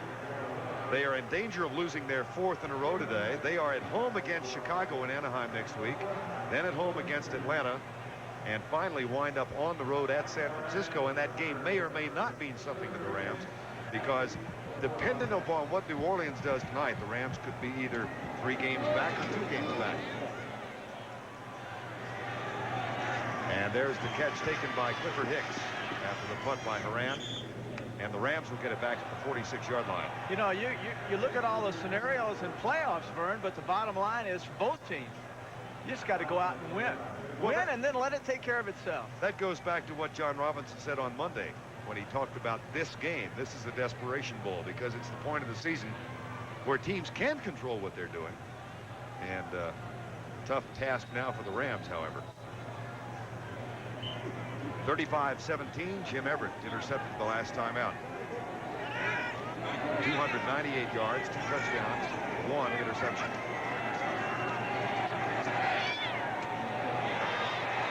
That's a first down. Henry Ellard makes the catch. He's having a big day. That's his 7th grab. And he's got 2 touchdowns. Let's take a look around the National Football League. In the AFC, Buffalo lost today, but they still have the best record by 1 over Cincinnati. Houston at 9-4, Denver 6-6. So you can see the wild card probabilities are a little long for the Western Division teams. Here's Ellard with his 8th catch. And that's a gain to the 37. Jeremiah Castile with a tackle. And it's almost as jammed up in the NFC. Here's Buffalo, Cincinnati, then Houston, Cleveland at 8-5, New England 7-5, and then 4 teams 6-6. Raiders, of course, in Seattle play tomorrow night. In the NFL or in the NFC, Chicago at 11-2. New Orleans plays the Giants tonight. Minnesota looks strong for at least a wild card spot, and Philadelphia in control of things in the NFC East. And the Rams have already been beaten by Philadelphia, so in head-to-head competition, you would have to say they'll lose that battle. Holohan, that's another Ram first down at the 28.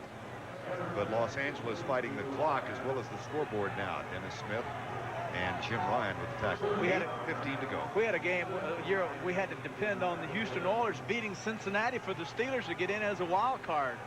And Bum Phillips' team did us a favor and beat them in Cincinnati, and we got together, pitched in, and bought the entire football team briefcases with their names on them. Beautiful things. Cost us a bundle of money, but, well, actually, the money we made in the playoffs barely covered it. Everett. That's a mix-up on the route as Aaron Cox went deep and Everett threw it short. That was just good coverage. Passing, when you see routes develop, you have a guy short, you have a guy deep. And if the guy short's covered, you go to the guy deep. And that time, the short guy was covered. Everett went to the deep guy. Hey, wouldn't you know it? He was covered. Just throw it away, and that's exactly what he did. They've worked with Everett. He's a 5-step dropper. Coming out of Purdue, he was a 7-step dropper. Long legs. He had his legs far apart and held the ball down low. And Ernie Zampese's made a 5-step guy out of it. Plus, he makes him keep his feet square with his shoulders underneath and keeps him on balance. 2nd down and 10. That's good for another first down as Everett and Ellard collaborate for an 11-yard gain. Coming up next week, as we continue to discuss the playoff picture, look at these key games on CBS. Phoenix and the Giants, huge game. Washington and Philadelphia, the Redskins in real trouble, but they go to Philadelphia next week. Dallas and Cleveland, and the Browns are very much in the playoff picture. And there's that game Terry was talking about, the 49ers at Atlanta. Green Bay, Detroit, well, that's a battle for the Aikman Bowl. And then a real big one, New Orleans against Minnesota at 4 o'clock. Everett back on first down. Scrambles, throws it down to the 5-yard line. The catch made by Pete Holohan again. And that should be enough for a 1st and goal for the Los Angeles Rams. You notice that time that Holohan was flanked out to the right and 2 wide receivers to the left. And when Zampese was in San Diego, that was an accident.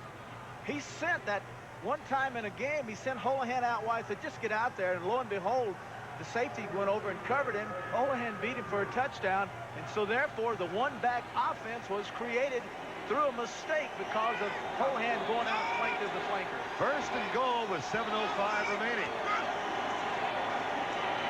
Everett, fade pass, Buford, McGee incomplete. Timing pattern. Don't look now, but they're just under 7 minutes remaining in this ball game. 7 minutes remaining. And if you have to size up the heart and soul of the Rams, I'd have to say that, hey, they might lose this game. But I got to believe that in losing, I think they have found something themselves because they have fought very hard today. Yeah, they made some mistakes, turnovers, but they fought hard. And I think as a coach, what you want to see is your team fighting hard. Today, the Rams are doing that. Split backs on second down and goal from the 3. Ellard in motion. Everett in the middle, and he had him open. McGee was there, but Jim Everett had to hurry the throw. And he's going to be sick when he sees it on tape. It is so hard, believe you me, down inside that 5-yard line. It is so hard to hold your poise and composure. You want to stand there. You want to look good in the highlight film. But you know everyone is coming at you. They're blitzing, and you want to hold your ground and then deliver the perfect pass. But in the case right there, Everett had to get rid of it before he wanted to. He anticipated where McGee would be. He just led him too far. Third and goal from the 3.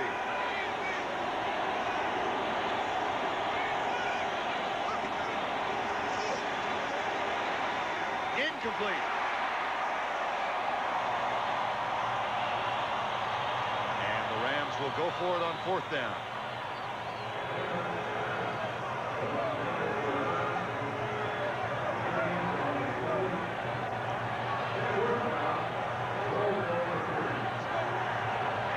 Well, they tried to get the ball both twice to McGee.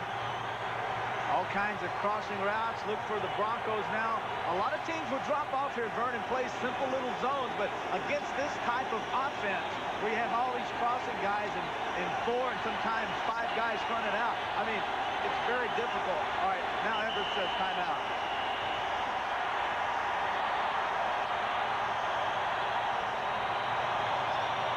Rams use one of their 3.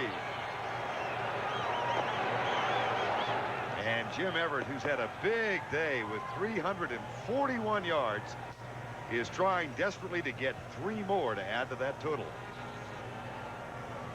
Game. The Rams trailing 14-10 at the half. Watch Denver score 21 unanswered points in the 3rd quarter. They're trying to fight back, and they have a 4th and goal from the 3. Trailing 35-17. Splitbacks. And Ellard in motion across the backfield. Denver drops 8. Everett pulls up. Flag.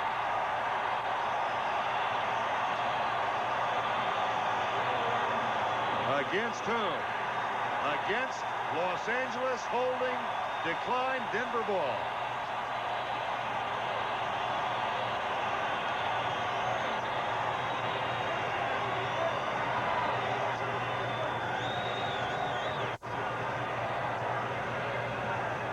And the Broncos will take over.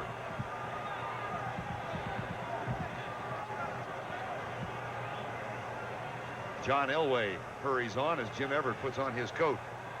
Got a beard. He's growing a beard. Yeah. I asked him why. I said, no, don't tell me why. I know why. You've lost 3 in a row, and all athletes are superstitious, and you're not going to shave until you guys win. And he told you it was only because he's going hunting on Monday. Here's John Elway. 6:43 remaining in the ball game.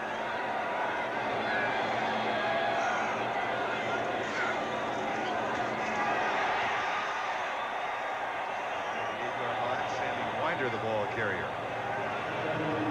Just to recap for you, it was a very tight game in the first 30 minutes. 14-10, Denver led at the half, but they had a 58-yard Elway to Jackson touchdown pass to open their first possession of the 3rd quarter. Ron Brown fumbled the ensuing kickoff. And Elway threw another touchdown pass on the first play. So 2 touchdowns in 15 seconds gave John Elway and the Broncos some breathing room. 6 minutes to go in the ball game. 2nd down and 3. Tony Dorsett. And he's hit now the 18-yard line. Michael Stewart with a tackle. 5:50 to go in the ball game. And the Broncos trying to win for the 5th time at home for Dorsett. 7 carries for 20 yards. Well, I wonder how much effect Mark Giroux had in this football game, because he gives so much flexibility to the Rams defense with his ability to play the nose tackle and play the true eagle and to pull out and cover in what they call their Hawkins zone coverage. So I'm wondering just how much they missed him today, along with 58 Owens. Mel Owens, who was on injured reserve after missing 5 games with an injury. Here's Dorsett again. You know, one of the things that Mel Owens gave the Rams, Vern, was an ability to rotate the 2 outside linebackers, Green and Wilcher, and keep them fresh. And in the 4th quarter in the last few weeks, the Rams have not been able to put the pressure on the quarterback, and a lot of that is attributed to the fact that Wilcher and Green have had to stay in the football game and play 4 full quarters, and they've had no one to come in and spell them. Well, look at the sack totals for the Ram defense. They had 36 sacks in the first 6 games this year, only 7 sacks in the last 6 games, and they've not sacked John Elway today. So their sack total has fallen off drastically, and it may have a lot to do with the absence of Owens.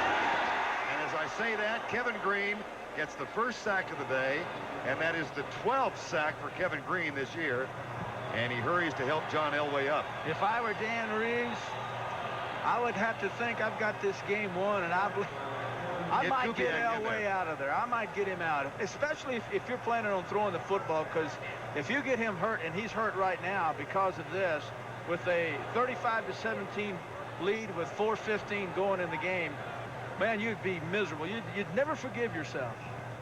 That's Kevin Green's 2nd sack in as many weeks, but he had 11 early on. Here it is, the first 6 games, 36 sacks.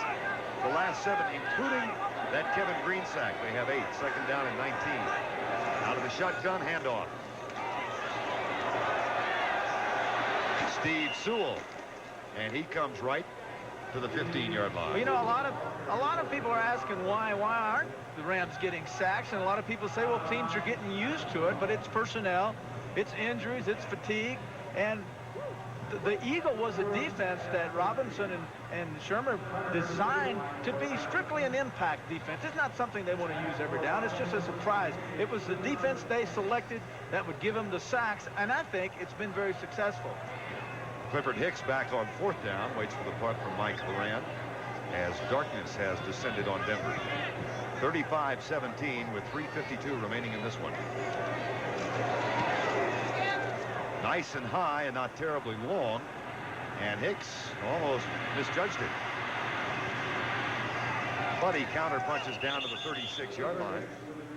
And Jim Everett, beard and all, that's a 4-day beard.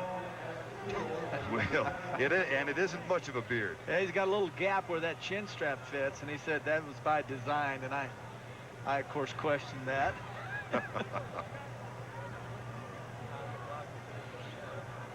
First and 10 from the 36-yard line.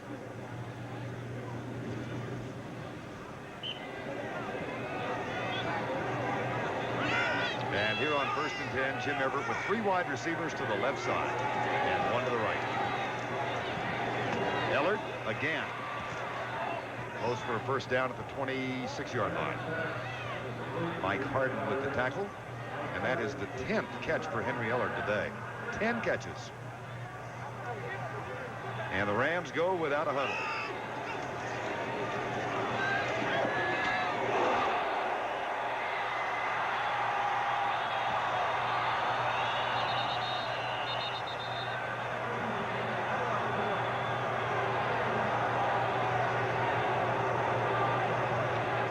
You're looking live at Mile High Stadium in Denver, Colorado, where the score right now, the Denver Broncos 35, the Los Angeles Rams 17, with 3:15 remaining in the ball game.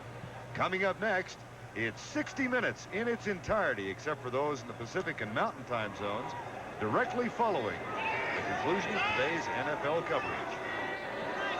Vern Lundquist, Terry Bradshaw. The Rams have a 2nd down and 10.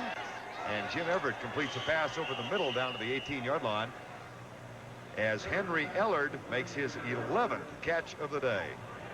3 minutes to go in this one. Let's bring you up to date, if you just joined us, to what has happened in this ball game. Very close first half. John Elway, 272 yards and 3 touchdowns so far. Everett has thrown for 2. And here is Greg Bell out of the backfield. And that's a first down for Los Angeles at the 16-yard line with 2:43 remaining. Tackle made by Rick Dennison.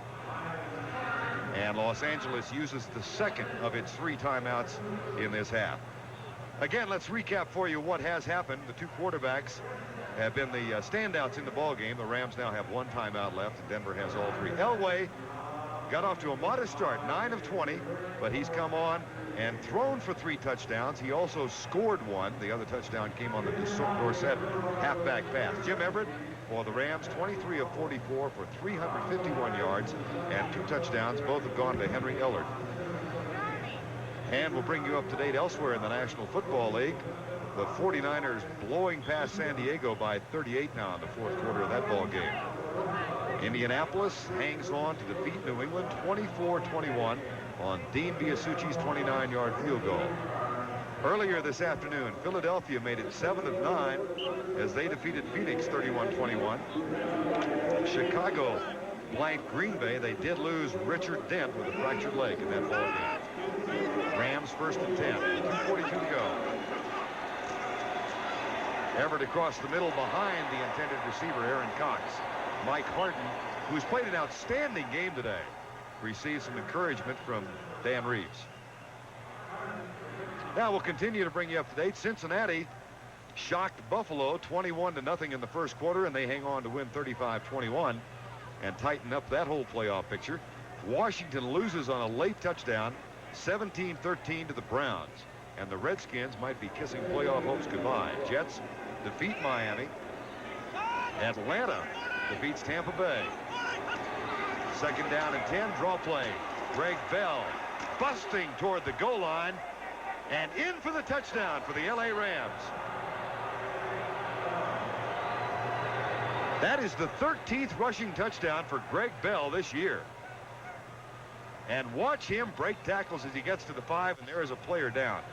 Here's the replay. So much passing by the Rams catches the Broncos off guard. Linebacker setting deep, which allows the guards to get to them deep.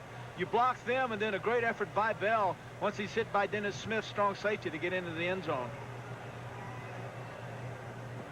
Looks like Duval Love, the right guard, number 67. 4-year man out of UCLA, the injured player.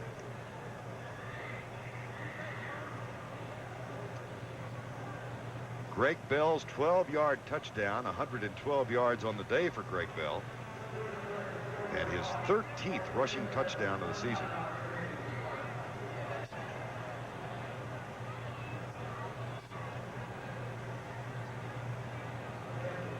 Watch number 67, Duval Love, and it looks like Jim Ryan hit him from behind, number 50. That was it.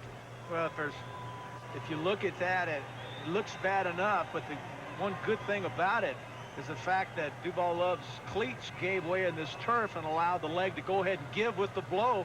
Had his cleats stayed planted, it would obviously been much more serious. Official Jack Fetty might be overruling the touchdown call. Well, there's the hit by Harden, free safety, and then Dennis Smith coming over, strong safety spot, both putting a hit on Bell. Now the left knee is down, but the ball is in the momentum goes into the end zone. The ball breaks the plane. Here's Jim Tunney. Jim's going to tell us, I can promise you that. He may take a while to tell us. Jack Fetty is the Bill Fetty, rather. It's a replay. The player involved did not cross the goal line.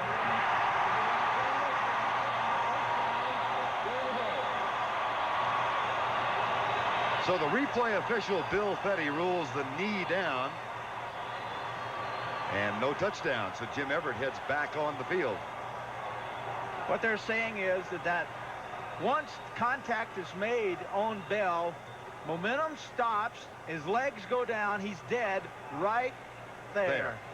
And the ball is not across the end zone. Now, had his knee gone down and the ball been across the plane, then it would have been a touchdown.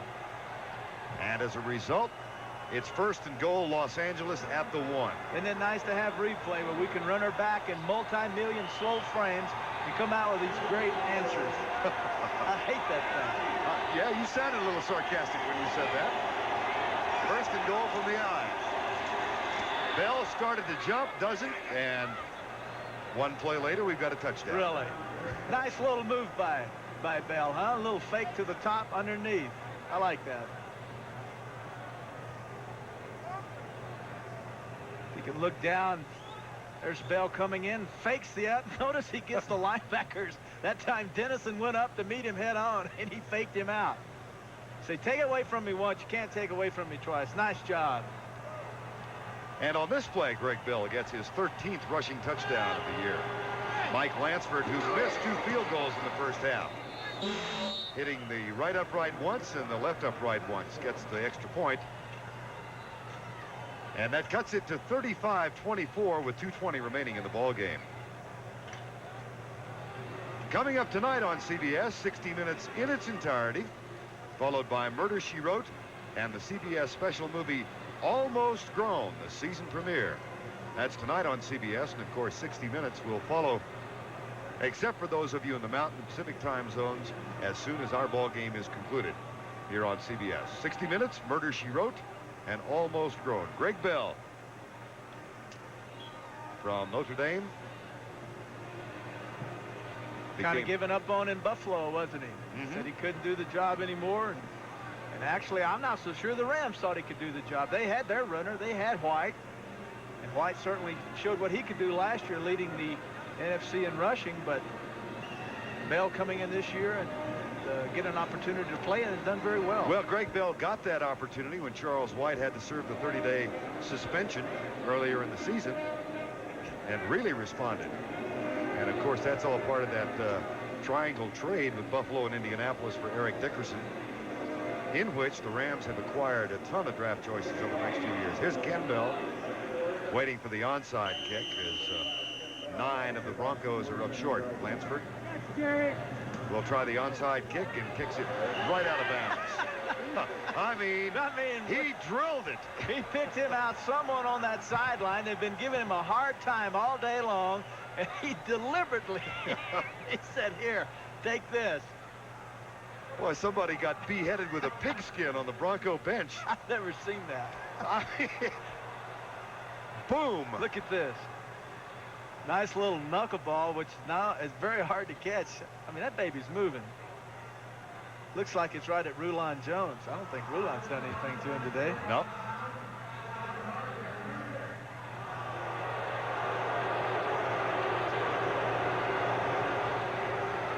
Oh, they'll bring it back and re-kick. And Dan Reeves is saying, wait a minute. Why isn't it our option? Why don't we get the ball? That's exactly what he's saying. He said he kicked it, the ball went 10 yards. But according to the rules on onside kicks, if it goes out of bounds, it is a penalty. Danny was trying to argue his case and didn't win it. I don't believe that when it comes to rules, I don't believe you're going to get anything on these referees, these officials. Lansford tried to tee it up again at the 35. He said, come on, we're down 35-24. Give us a 5-yard break. Now, an onside kick, too, they can't refuse it. They have to accept it and back them up and kick it again. This time he'll squib it deep, and Mike Harden runs under it and picks it up on 2 bounces and goes down at the 43-yard line. Well, let's see what's going on elsewhere in the National Football League. Once again, here's Brent Musburger. Well, Vern, the Kansas City Chiefs were beaten in Pittsburgh today without their leading rusher, Paul Palmer. Palmer was sent home and suspended for the day because of violating a team rule. I don't know when I found out today. I really have no comment on the matter. And the Chiefs will not comment as to whether or not Palmer will be eligible to play again next week. Now let's send you back to Vern. All right, Brent. 35-24. Denver leads it. 2:10 to go in the ball game. And John Elway remains at quarterback. Elway can, I think the entire Bronco team can now go out in town and get their Christmas shopping done early, because you never know what's going to happen with this team next week. So now that this week everybody's off your back, you can go out and have dinner and have lunch, take the kids out, and get your shopping in early. 2:10 to go. 35-24. Sammy Winder tests the middle of the Ram defense, and Los Angeles will use its final timeout to stop the clock with 2:04 to go. So we'll have this stoppage of play, then the 2-minute warning, and then the Broncos will try and consume the final 2 minutes of this ball game as John Robinson's team appears to be on the verge of losing its 4th in a row.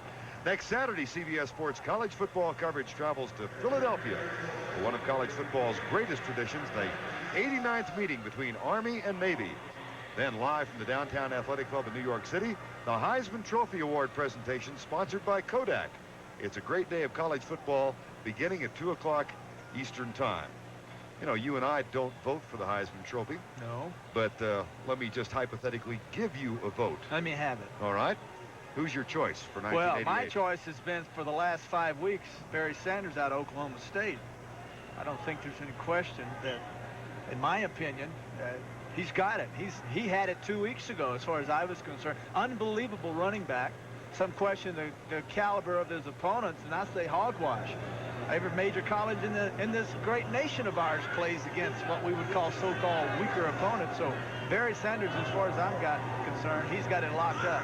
2:04 to go in this ball game. Left side, Sammy Winder. Flags are down on the far side of the field. Now you ask me, Steamboat Spring You want to ask me? hero. Absolutely. I think America would like to know who Vern Lundquist would choose for the Heisman this year. If I had a vote, I would vote for Barry Sanders. And I think the idea that he has not played top caliber competition is to say that Nebraska, Oklahoma, and Colorado are not top caliber football teams, and I would disagree with that. I also, Terry, here's the call. Offside defense. Penalty is accepted. 5 yards. Still 2nd down. So it'll be 2-minute 2nd warning. down. Just to wrap this up, I kind of like the idea that a kid can play for a relatively unknown college in a town of Stillwater, Oklahoma, and have a chance. Improve their season record to 7-6. The Rams 2 minutes away from falling to their 4th consecutive loss. Don't forget 60 minutes in its entirety, except for those of you from the West Coast and Mountain Time zones who will see it at its regularly scheduled time. Sammy Winder with this carry, and that should be a Bronco first down, and the Rams are not going to be able to stop the clock now. So Herb Pankey looks on, number 75, Jackie Slater, number 78, Doug Smith, the Pro Bowl center. This young Ram team won 4 in a row to start the season. Saw their record go to 7 wins and 2 defeats, and then lost to Philadelphia on the road, lost to New Orleans at home, lost to San Diego last week at home, and are in the process of losing here to a Bronco team that's been led by John Elway this afternoon. 1st and 10, Denver, and they'll try and kill the final 1:18 of this ball game.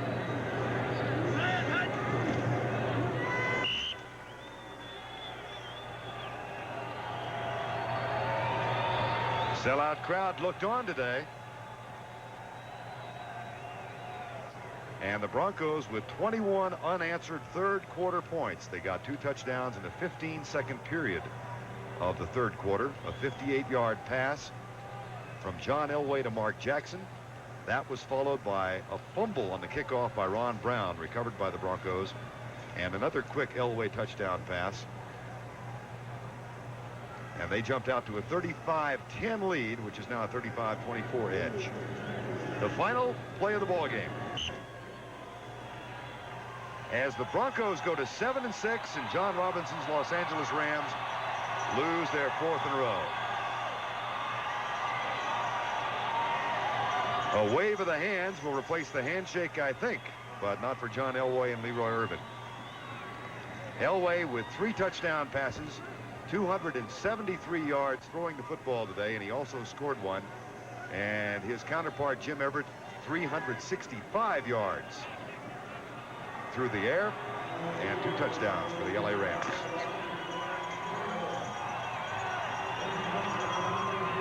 CBS coverage of the National Football League has been a